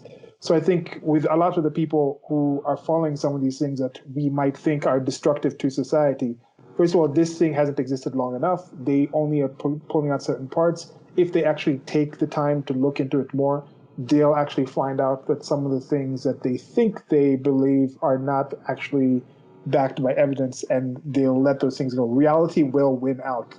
Now, some of us might lose our jobs. Some people, unfortunately, as we've seen with these protests and events, have been shot, but I don't think it's going to be a grand societal collapse into some sort of global world war, hot civil war type of thing. Yeah. Well, it's almost too. There's that quote. I've heard it attributed to George Orwell, and I don't know who else, but there's that quote. An idea so stupid only an intellectual could believe it. And, Yeah. you sort of feel like that's what this is. Like these people sort of they're not stupid, but it's like they live in their own echo chambers where they have this time to come up with and analyze all this stuff, and they come up with such a convoluted worldview that everyone else who's just out making money, hanging out with friends, all that, it's completely alien to them, because it's like their life doesn't necessitate that they formulate all of this, and then some of those people may be able to, but they're going to say, why am I going to bother? Like, why am I going to reconceptualize what a man or a woman is? Like, how is this valuable to my life? And it ultimately just defies common sense, because it takes this convoluted, this convoluted theorizing and all this work just to come up with this. And then, by the time you're done, it's how much does this actually reflect reality? Yeah, and I think we will probably get into that once we get into the part where it's how to fight back in these things. Yeah. And the reason this is being taken more seriously than I know, there's people who, for example, is one of my listeners. She has a husband who has this entire Minecraft channel, where he goes and creates these Minecraft kind of characters and has a story going on with them. If now you had a group of people going in and debating the politics and genders and realities and social constructs that are going on in that universe, no one would really care that much, because like, yeah, these people, there is a structure there people are focusing on. There are debates to be had about that. There are conclusions and prepositions and things like that within that entire universe. But nobody is actually making a law in the Supreme Court of the most powerful nation in the country and in the existence of the time in reality, based on those debates that are going on in that group. So with these kind of things, I have different creations and things in my mind that I debate and I talk about, but I'm not trying to place that on other people. Like I said, what can I do versus what you can't do? That is a whole different situation. So I think that's the difference here. It seems to be almost like some people have just been my dear journal, my diary type of things, and they're just projecting that onto society instead of keeping it to themselves. Well, again, I mean, that's one of the main reasons the authors wrote this book, is they wanted to educate the general public on, okay, what are these people talking about? What does all this mean? So if you engage a Wokian conversation, you can say, oh, I know what epistemic violence is. I know what, I know what discourse theory is. I know what biopower is. And then it's like, they may be more, as much as detached as they are from us, they may be more receptive, because it's, okay, this person has actually read my stuff, and then you can connect with them a little better. And I hope that does happen. That's why, as you've mentioned, you've had conversations with people who do believe some of these things, and this is also our call to everybody else listening out there. If you actually are somebody that does think these things are valid and things that should be actually done more, and you think we're doing stuff wrong, please let us know. I'll post something more about like the kind of conversations we're open to, but we actually are open to getting into a understanding in a way where we can actually have people who might disagree with our valuation of these things to come on and have a discussion and give us more practical and lived experience type of things about your lives, about your experiences with it. Or if you know somebody else that might be open to that, you can send them this content also, and we can see about increasing this conversation. Yeah. Sure. Very cool. All right, so now I'm going to get into Judith Butler here. She's pretty famous. She's the most influential queer theorist, and she also influenced other fields as well. She's American. She drew from French feminist thought and postmodernism, especially Foucault and Derrida. She's most famous for breaking the links between sex, gender, and sexuality. When people say, oh, gender is what you are, how you express it, sex is your biology, that comes from Judith Butler. In the 1990s, she was very critical of biological essentialism. She argued that sex and gender don't necessarily correlate. She argued that gender is completely socially constructed. She developed a concept here called gender performativity. She describes it in her 1993 book. It's called Bodies That Matter on the Discursive Limits of Sex. Sex is written in quotes, by the way. She writes, that reiterative power of discourse to produce the phenomena that it regulates and constrains. So basically what it is it's how these categories came into existence, how we decide what's real and normal, and then behaviors that are encoded them through speech. So basically, boys play with trucks, girls play with dolls. She would argue that's socially constructed. How did that come into existence? And then a boy playing with trucks, he's doing gender performativity. He's performing according to the gender normative roles, if you follow. So it's not so much acting. It's more behaving in accordance with norms as the society deems fit. Put it that way. There seems to be some Evo psych in there that is, again, as descriptive. What's being said there, I'm sure she has some studies and some actual data to back some observations as to why she came to this. Yeah. And on face value, it doesn't seem to be that wrong of an observation. There are probably some very practical things of why that actually happened. And if you have some biological aspects that lend you to other things, as I mentioned, I think some people draw in a certain way in part due to biology. If you have a society that values artistic ability, then whichever people have the biology to be better at actually learning and performing those arts will reproduce more. And then eventually there'll be a selected part where you have a society that's more predisposed. So there could be some things, very simple and practical things to why certain things in certain sexes, like males or females, if you're more... Like even just the simple wheel thing. Maybe you could go back to just like a wheels type of thing where the people who could develop a wheel, who had more affinity to actually controlling and being aware of what a wheel could do, were able to be more successful in the past. And then at that point, once you had that difference between people who would use a wheel versus people who didn't have the ability to use the wheel, those people who had those wheel genes just reproduced a whole lot more, and it happened to be more of males because males were outside dealing with wheels. And then that could just be a track down. Then with the females, of course, with the dolls, it's just...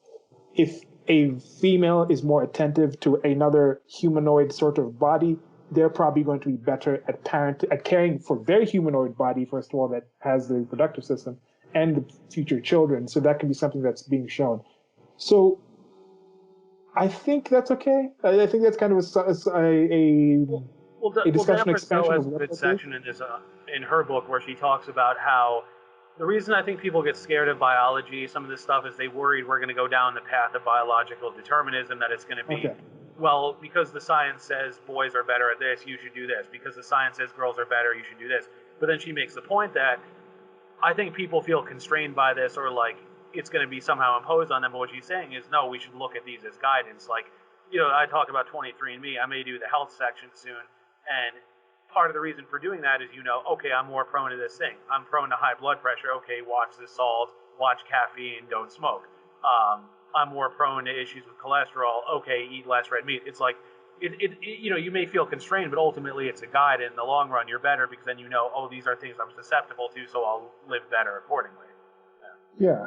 I think it's a difference between saying you have to speak English versus saying, as human beings, we are biologically selected to have vocal cords that can create languages, that can utilize languages. Now, whichever language you want to use, how often you want to use it, what you want to say, what you want to do with it, that is now up to you by choice. Nobody is saying, because we are biologically able to speak languages, you have to speak this specific language to achieve these specific things. It's just, I think that's a constant reminder I want to keep putting out throughout this series, changing between the descriptive and the prescriptive, and I think those get crossed over. Yeah. So, gender performativity, it came out of a branch of linguistics. She wrote a book in 1990. I think this was her famous one. It was called Gender Trouble, Feminism and the Subversion of Identity. She talked more about how the gender roles are taught and learned, how we pick up traits, habits, manners, expectations, etc. from socialization. So she argues gender is something a person does, not something a person is. Goes back to that homosexuality example of it's not, oh, I'm biologically attracted to men. It's something I want to do. Now I'm going to have relationships with women. That's basically, she's making a similar argument here. So concepts like manly, masculine, feminine, womanly, they're imposed through socialization. People are pressured to conform.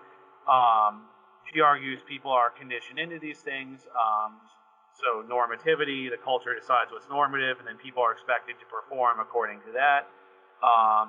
So she argues, but these are ultimately illusions, that these are proper roles and categories, and the way these are held up is through what she calls discursive construction. Basically, the discourses are set up to perpetuate these categories, and we have to re-examine this and break them down.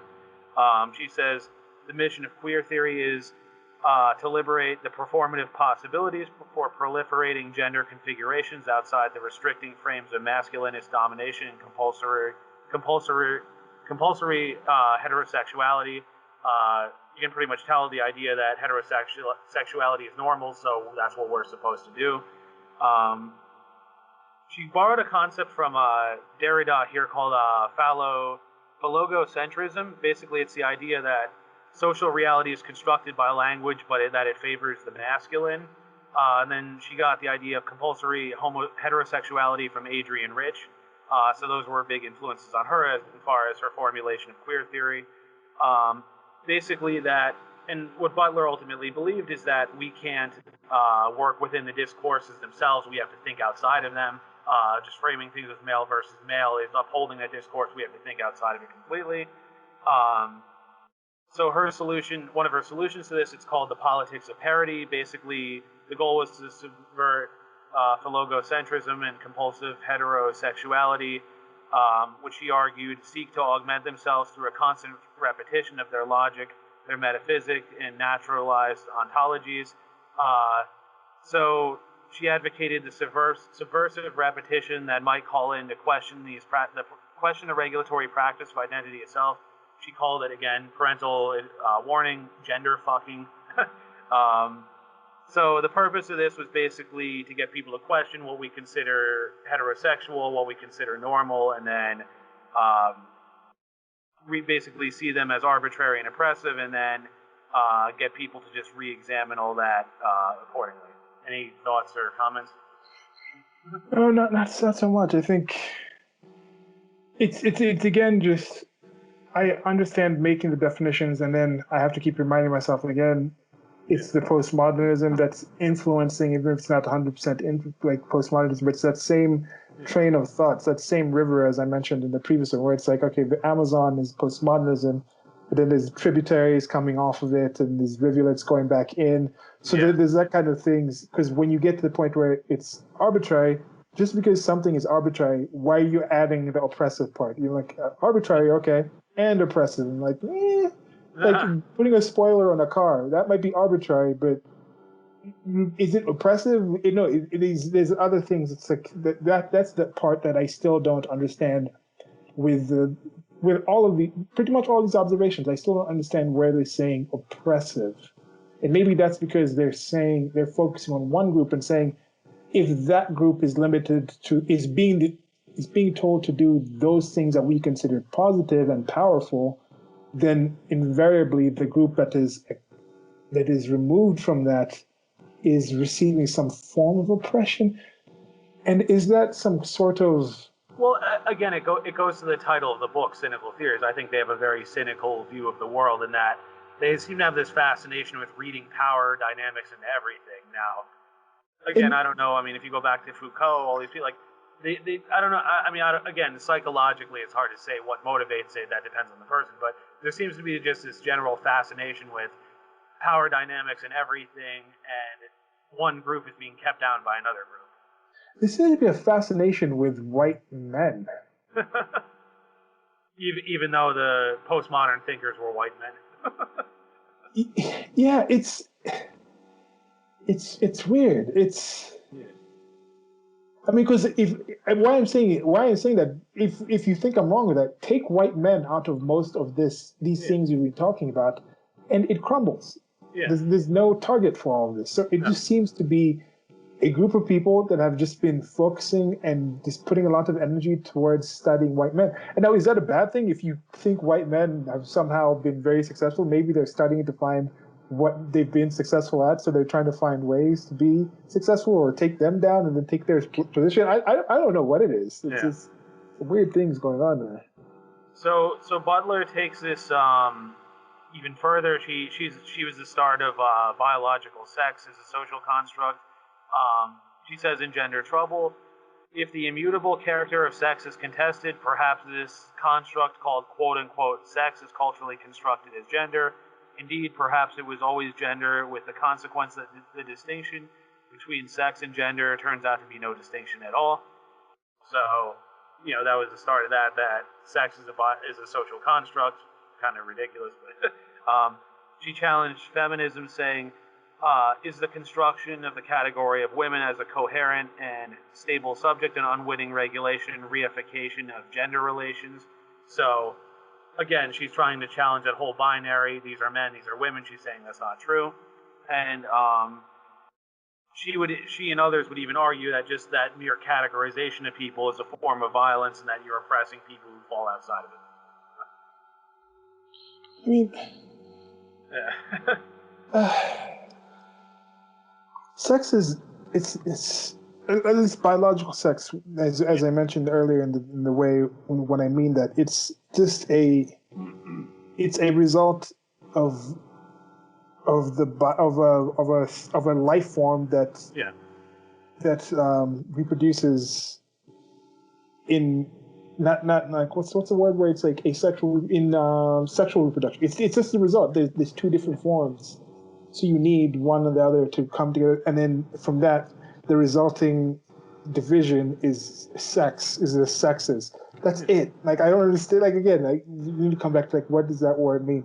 Now, do they think the differences that we associate to that initial difference when that protozoa or whatnot, initial life form, went from being a single cell division, like this, that breaking up and creating two parts, to deciding now when these two parts come together, they create one part. Maybe it's like 1 + 1 = 2 + 2 = 1 or something. But anyway, so when you get in that situation, they say at that initial aspect that was something objective, and then everything after that we added on top of it was the construct, or do they even accept that there was some objective biological, not involved by like opinions and ideas, pre-human thing that actually initiated that initial idea of what sex is, what male female is? Do they even accept almost not platonic form, but do they ever accept some pre-social construct existence of what the male sex is and the female sex is?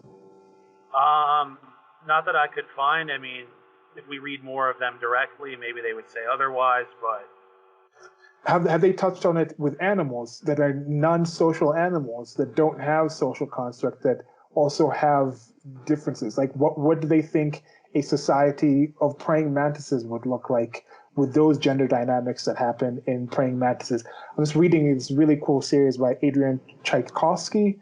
It's like Children of Time, and then I'm into like Children of Ruin, where there's like a bit spoiler material, but there's they go in some situation deep into like some arachnid civilization, and in that one the females are the dominants in the species, and during their reproduction, after the reproduction, they go into these uncontrollable like eros, estrus, or just feelings, and then they normally eat the males. And that was something that developed from when they were just little spiders in the woods till they had spacefaring kind of civilizations. At that point, they started actually trying to like turn it down, like, let's not, it's in our biology, but let's not do that because the males are still useful in other ways. So that kind of thing. I wonder if I wonder if they're objecting to the existence of those things due to the imbalances in the perception of it with a gynocentric species, and not recognizing why those groups are there, or they're just objecting to the existence at all of a separation of two different forms of a life form that would react to and deal with society in different general ways. Those are just some of the questions that go in there. Well, again, with queer theory, I think the goal is that they're trying to break up the binary in general. And then with the sex thing, though, it's kind of strange because it's like they'll bring up other animals, but then like I know seahorses, I think, can switch their sex to reproduce and things like that. But it's like you're talking about animals with different biological functions that seem to have evolved based on their environment. Now, with the seahorse, again, I don't know what the cause of that was. Was it there was a point where a lot of seahorses got cut off from each other, so they had to be able to adapt so they could mate accordingly. There are some self-fertilizing animals. I mean, again, I don't know what evolutionary factors went into that, but you can't compare that to humans because we're not in the same category. At least now, because and this is another thing, we're talking about the LGBTQ thing. When people transition and people admit that this person is taking hormones to transition, that is an admission that there is some hormonal biological aspect that can transition you from what you currently are, what your body currently is, to something else. And in the not so distant future, there are going to be the ability, I think there will be the ability to genetically switch your body technically, if it's maybe transferring your brain to a new body, but there may be some ways. We've already seen the certain effects of changing of hormone therapy and how it makes men grow breasts, and it can shrink the testes, and it can if a woman takes testosterone, the bodybuilders, they can have an enlarged clitoris and things like that. So those things we've seen, the voice gets deeper. So we've seen certain more aesthetic surface level changes, but getting down to the actual biology, there might be a time where you can actually change. Well, you might still have your XX, but your body will literally be. There might be a way to engineer humans that are already born, males that are already born, a way to grow them a womb while they're already there. I mean, it's not beyond the theoretical science that we already have right now. Yeah. So to me, I think it will happen in the near future. Now, when you get to that point, there will be questions, but I think they still will be behaviors of the different bodied people. You have a body that does this, you're going to have certain associated behaviors and ranges until you switch your body to this other thing. I think that's something that's with us. Well, Dr. So talks about that in her book as well, how people, depending on who you talk to, but they seem to alternate between things like there's no biological difference between male and female brains. Okay, there is a difference, but it's socially constructed. And then there are differences, but they're negligible. But then certain trans people will say, well, I have a woman's brain, but I'm born in a male body. It's like, well, wait a minute. These things can't all be true simultaneously. Yeah. So Stephen Crowder had a trans woman on that he debated with, and she actually said, yes, I believe in differences between male and female brains. And he said, thank you for being consistent, because this is something that often comes up. Oh, there's no differences between the brains, but then, while I was born with a female brain, it's like, well, these things, again, they can't both be true. And I mean, part of this, it could just be we're storytellers. We're humans that tell stories about our lives and try to make sense of what we experience, and we're not consistent. You look at some of the best famous storytellers throughout time, and even currently right now, there's plot holes galore in the presentations that they make that you still find enjoyable. You still find a message coming through. And with some of these things, maybe I'm just getting into plot holes and knowing what people are saying. They're trying to tell you a story, but look at the Messianic story, that whole Star Wars story. Yeah. I think like with Star Wars, they've repeated the same story over and over again in different 3 parts. At least I think the recent 3 parts kind of retold. I remember it was like the second one of these most recent one with Rey as the main character, pretty much retold the story of Luke and Return of the Jedi. Now that same story being told over again with different characters, there might be plot holes in different places that you think someone's like, oh, you're calling her Mary Sue, but Luke was like this as well, or somebody might have a problem with something that Luke did in this one.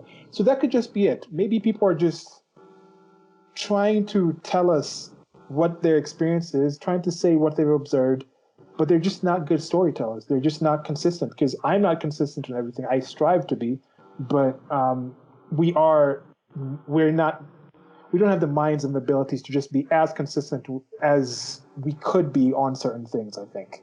But again, this goes to the point I think it was the first part of the discussion about, that was the whole Enlightenment project, reason, science, democracy, all that, that's why we keep each other in check. That's why science is set up in a way that if I'm wrong, someone can disprove it. Reason is set up so you have to support your arguments, and if you leave things out, someone can correct it. That's why we keep each other in check.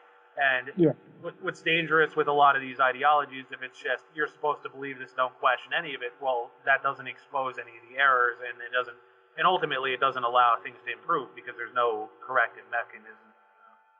Yeah, and we talked about that before. I think we laughed about this before, how it's like often when somebody says we need to have a conversation, that's what they say before they want to. It's the preamble to preaching to you. It's talking at you. It's not really about a conversation. When almost invariably when people say that, we need to raise the conversation about this. Except you have to talk about it in this exact way. You better not talk about that. You can't talk about this. You have to talk about it this time. We have to talk about it in this way, and then we can only mention these things. If you bring that in, you're not allowed to question it. So is that a conversation? Like, no, that's not a conversation at all. Well, and I'm at the point where somebody says it to me, I just say, well, first off, let's be clear on our terms. Conversation means back and forth, so you can't monologue at me and then call it a conversation. And two, honest means we admit when things are wrong, we correct ourselves accordingly. If you're wrong, if one of us is wrong about something and the other corrects it, that's an honest conversation.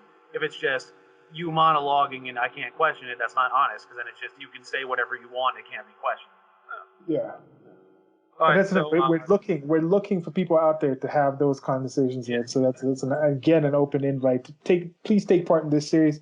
In this conversation, we'll have by hitting up in the comment section, and then also eventually you can come on and you can be having these conversations with other people, record them, or you can have them with one of us. So yeah. So we're the last of the thinkers, Eve Kozofsky-Sedgwick. She came up with the concept of plurality, the idea that you're trying to reconcile contradictions in multiple perspectives occurring at once. She believed it was useful for activism. She said, in consonance with my emphasis on the performative relations of double and conflicted definition, the theorized prescription for a practical politics implicit in these readings is a multi-pronged movement whose idealist and materialist impulses, whose minority model and universalist model strategies, and for that matter, whose gender separatist and gender integrative analysis would likewise proceed in parallel without any high premium placed on ideological rationalization between them. So, put in plain English, she basically believed that all the different identities in LGBTQ scholarship and activism should sort of unite to work together. And even though they seem like they're conflicting with each other, they can ultimately work together to achieve social justice for each of their identities. There seems to be an effort like the religions of old, where they wanted to control the tomes of knowledge and intentionally make it labyrinthine and is convoluted, where they're the only ones that can really understand it. Like, because a lot of these people mock the unwashed masses and say, "Oh, the flyover countries are uneducated. We are so educated. It's not my job to educate you." And then they write things like this, or they quote or they call to people like, "Oh, you haven't read so and so." I'm like. And this is one thing that I thought was a positive thing about what that conversation with Thaddeus Russell, James Lindsay, and Helen Pluckrose, is they were coming out and admitting, like, yeah, some of this stuff is hard to read. Like, oh, this person is hard to read, that person. Even Thaddeus Russell himself is like, part of my objection is some of these people are talking about these topics without actually reading about this. And that's why I was also saying, like, the amount of knowledge and awareness that your average protester in the street protesting at a gay rights thing, supposedly due to queer theory, how much of that sentence, or those sentences, would they understand? Like, is there a way to distill that into something that is more readily consumable? Like, I don't know. And once again, that's why the book was written, because they wanted, this isn't even a super deep dive, but enough of the general thinkers, enough of the general points. So if you were to talk to one of these people and bring this stuff up, it'd be like, okay, at least this person has an idea. And then Yeah. if we want to get further into the individual thinkers, yeah, you can read them on your own if you so choose. But I mean, especially you'll find later when I did a section on disability and fat studies, I was getting kind of bored because I felt like it was just the same framework but applied to those groups, and I'm like, okay, I get the general point here. Again, it's like if you're that interested, you can read this stuff on your own, but it's like it becomes predictable after a while. And this is interesting too. Sedgwick actually said that these contradictions would make this more politically useful, as it would be harder to criticize and understand. So okay, there it is. That's part of why we see why the politicians have been able to glom onto it. Yeah. So she wrote a book in 1990 called The Epistemology of the Closet, which focuses on how sexuality is shaped by it's a social construct shaped by scientific discourses. She dealt with how medical authorities classified homosexuality as a mental disorder. She didn't follow Foucault exactly, though. She borrowed a bit more from Derrida, focusing on the construction of language. She argues the binary of sexuality is what gave us the binary thinking, and that the sexual binaries underlie all binaries. She says, the book will argue that an understanding of virtually any aspect of modern Western culture must be not merely incomplete, but damaged in its central substance to the degree that it does not incorporate a critical analysis of modern homo/heterosexual definition. So she basically believed that the binary thinking is false, and this got to the concept of fluidity, which you mentioned earlier and you've heard, and the idea that if we look at things from a fluid concept, we understand nuance better, and we break out of black and white thinking. She argued the closet reference is to sort of show how binary is false, because you could be in and out of the closet at the same time. For some people, sexuality is obvious. For other people, it's not. And she argued this is supposed to illustrate contradictions. I'm not so sure that it does, because that gets into, is a person something, but in what respect? It's like, is a person homosexual, and you say in what respect? It's like, well, there really is no other respect. It's who you're attracted to. Then it would be, well, if I'm interested in women as well, it's okay. Well, then you're bisexual. That becomes another category.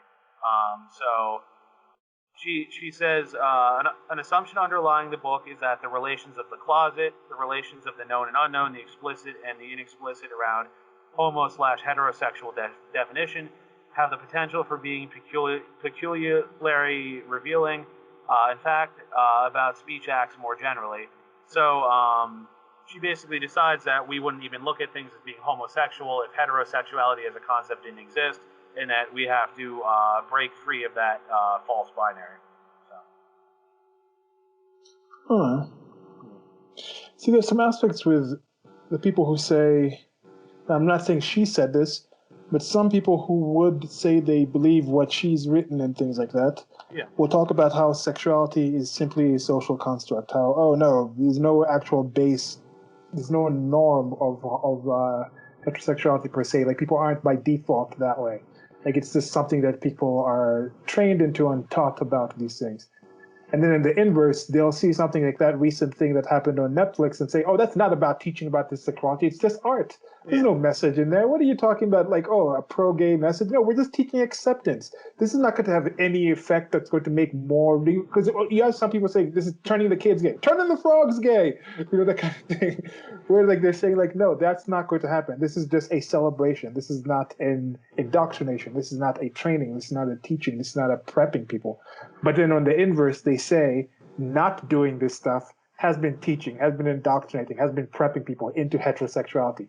So with that one, I think it's just, in many cases, with those people, I think they're just lying. I think they understand that there are some messaging that could pique people's minds and open people's minds. And I'd rather they just come out and admit that, look, we understand messaging has an effect.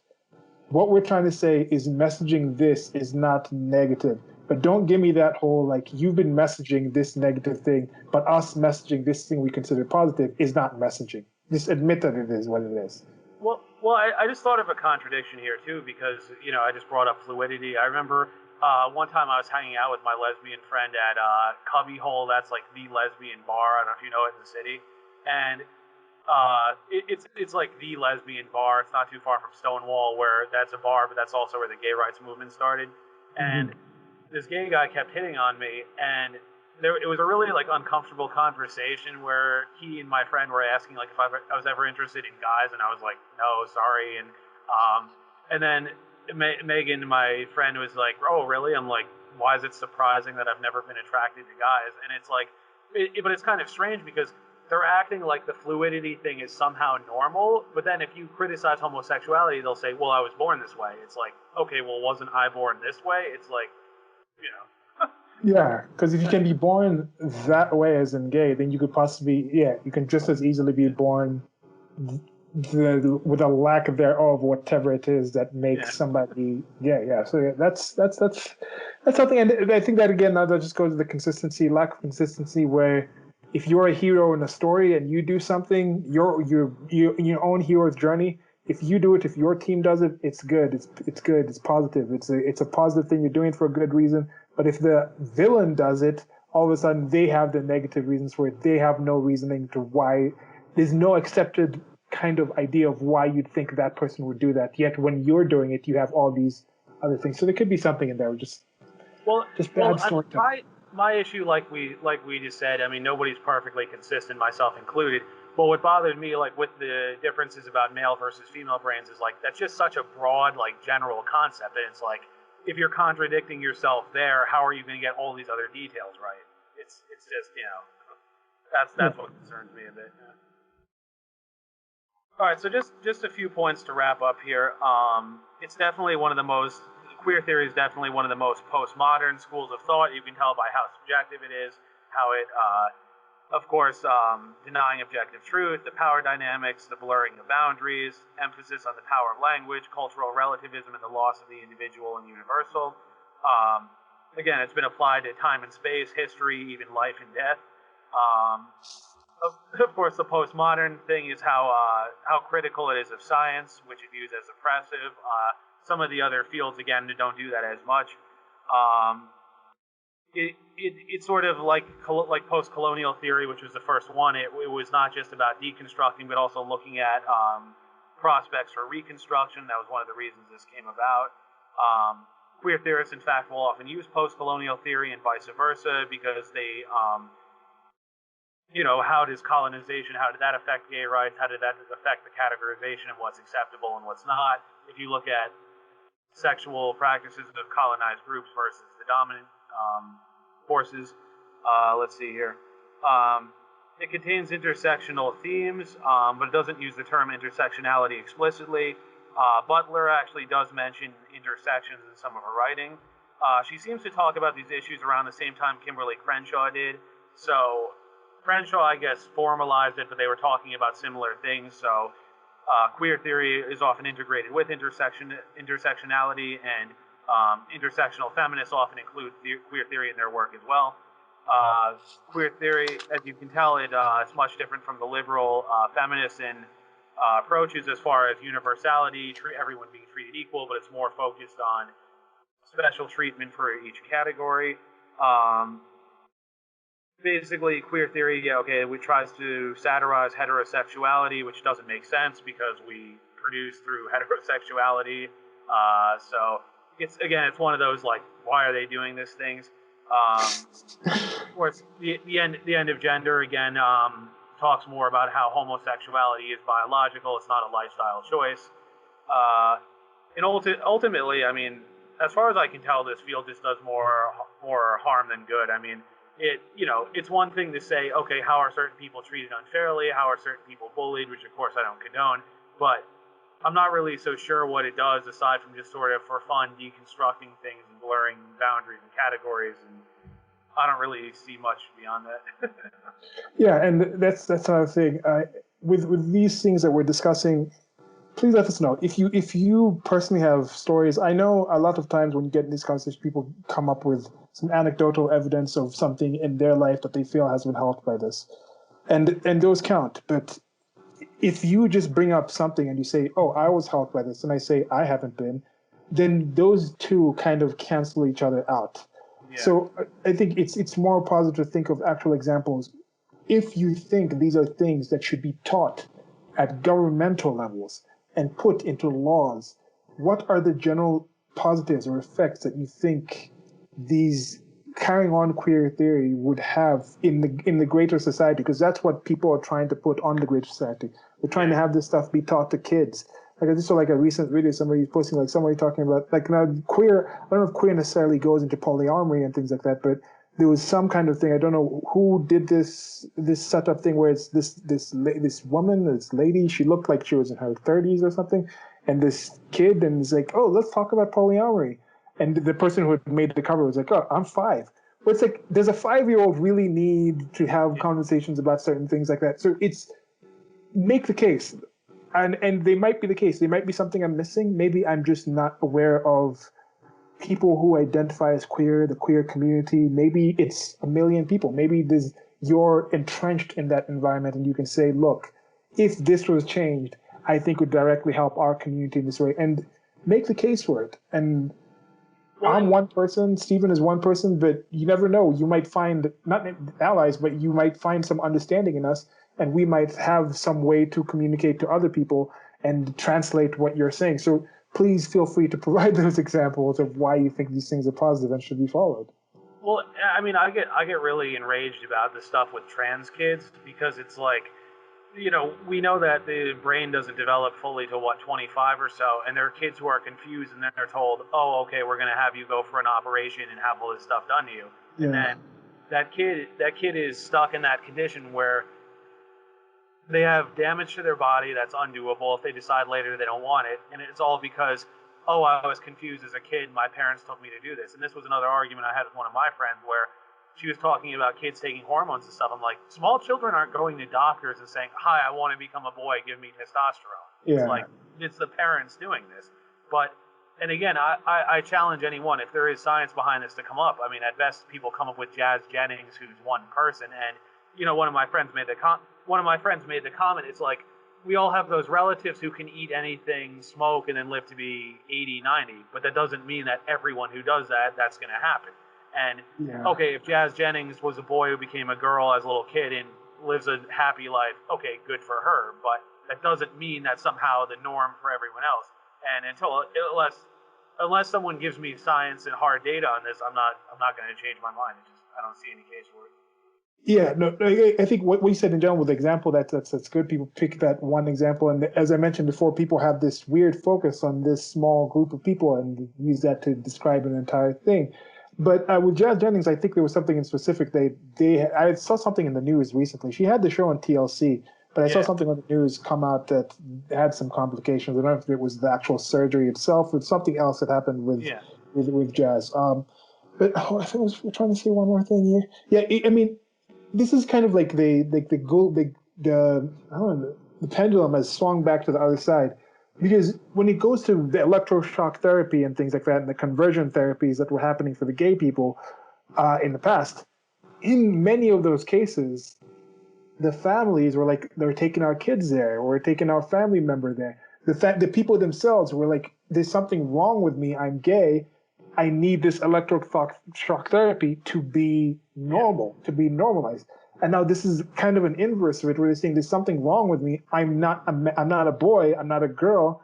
I need these hormones. And then their family members are putting them through these medical procedures that are doing more harm than any possible good. Whereas in both those cases, if you just sat down and tried to understand what that person was going through, try to define the things and try to look at more ways to actually address that issue that some of those people might really be going through, then there's better ways to do that besides going to electroshock therapy or now this inverse and just chemical, like hormone shock therapy of its own kind of sort, which is a tough thing. And like I said, I mean, they said that that study, and Dr. So cites it as well, 75 to 90% of kids who are confused about their gender just wait it out and become homosexual, bisexual, live happy lives. Like, again, my friend said how she was confused when she was younger too, but, you know, she didn't do anything. Now, you know, okay, she has a partner she's happy with, she has a happy life. It's like, the brain is still developing. That doesn't mean perform this crazy surgery. Now, again, my caveat, and I know Dr. So agrees, is that if a grown adult decides to do it with themselves, like Deirdre McCloskey, if you know who she is, she was born Donald, became Deirdre, but it was like she was well into adulthood. Like I think she was like 50 or something. So again, if a person has given it all that thought and decides I want to change, fine. You as a grown adult can do that. But just saying, oh, my kid is confused, have them undergo all this. I don't see a moral or a scientific case for it. Nothing has come out convincing me. Yeah, it's a dicey place to go into, and that is one of the negatives. At least to me, that is one of the big social negatives that I've seen that have come out from the ideas that are held within queer theory.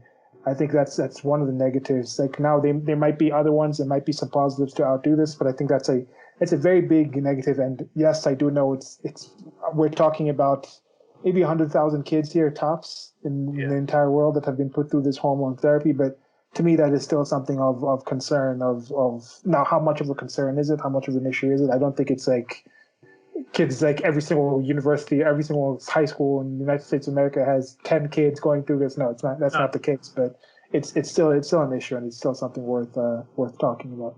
But also look at how it started with John Money and the Reimer twins. You know that whole story about Yeah, and it's like that's really sad ultimately, but it's like that sort of gets swept under the rug because they don't want to admit, okay, unfortunately these two boys ended up growing up committing suicide, and it's like this was the start of all of this. But the fact that like, it keeps going back to my point about the fact that this can't even be questioned is just absurd to me. I mean, if you truly believe in science, if you truly want to help people, you have to be honest and admit, okay, this was wrong, let's learn from it.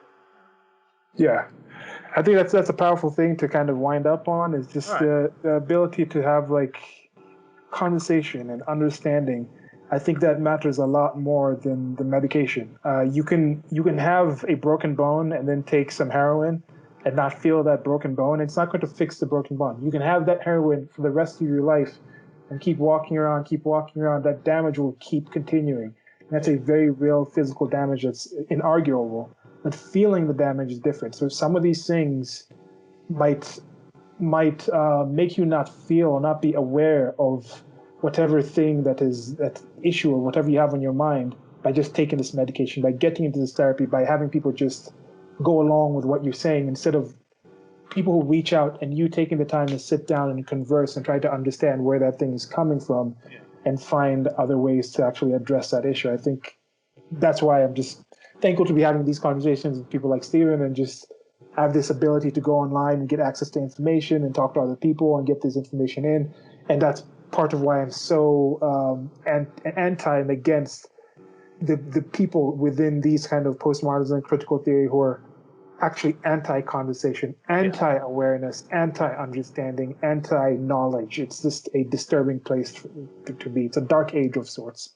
Yeah, it is.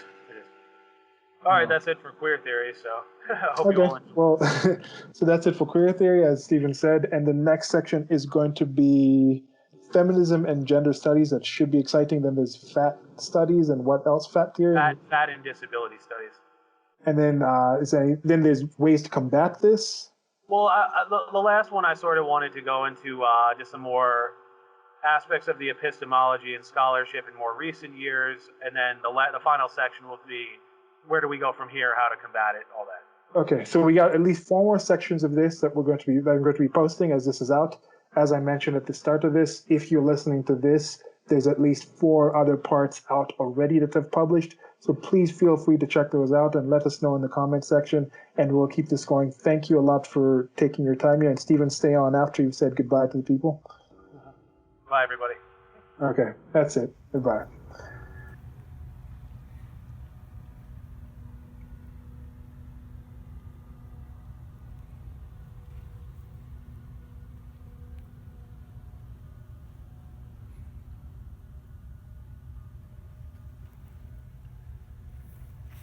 That's perfect.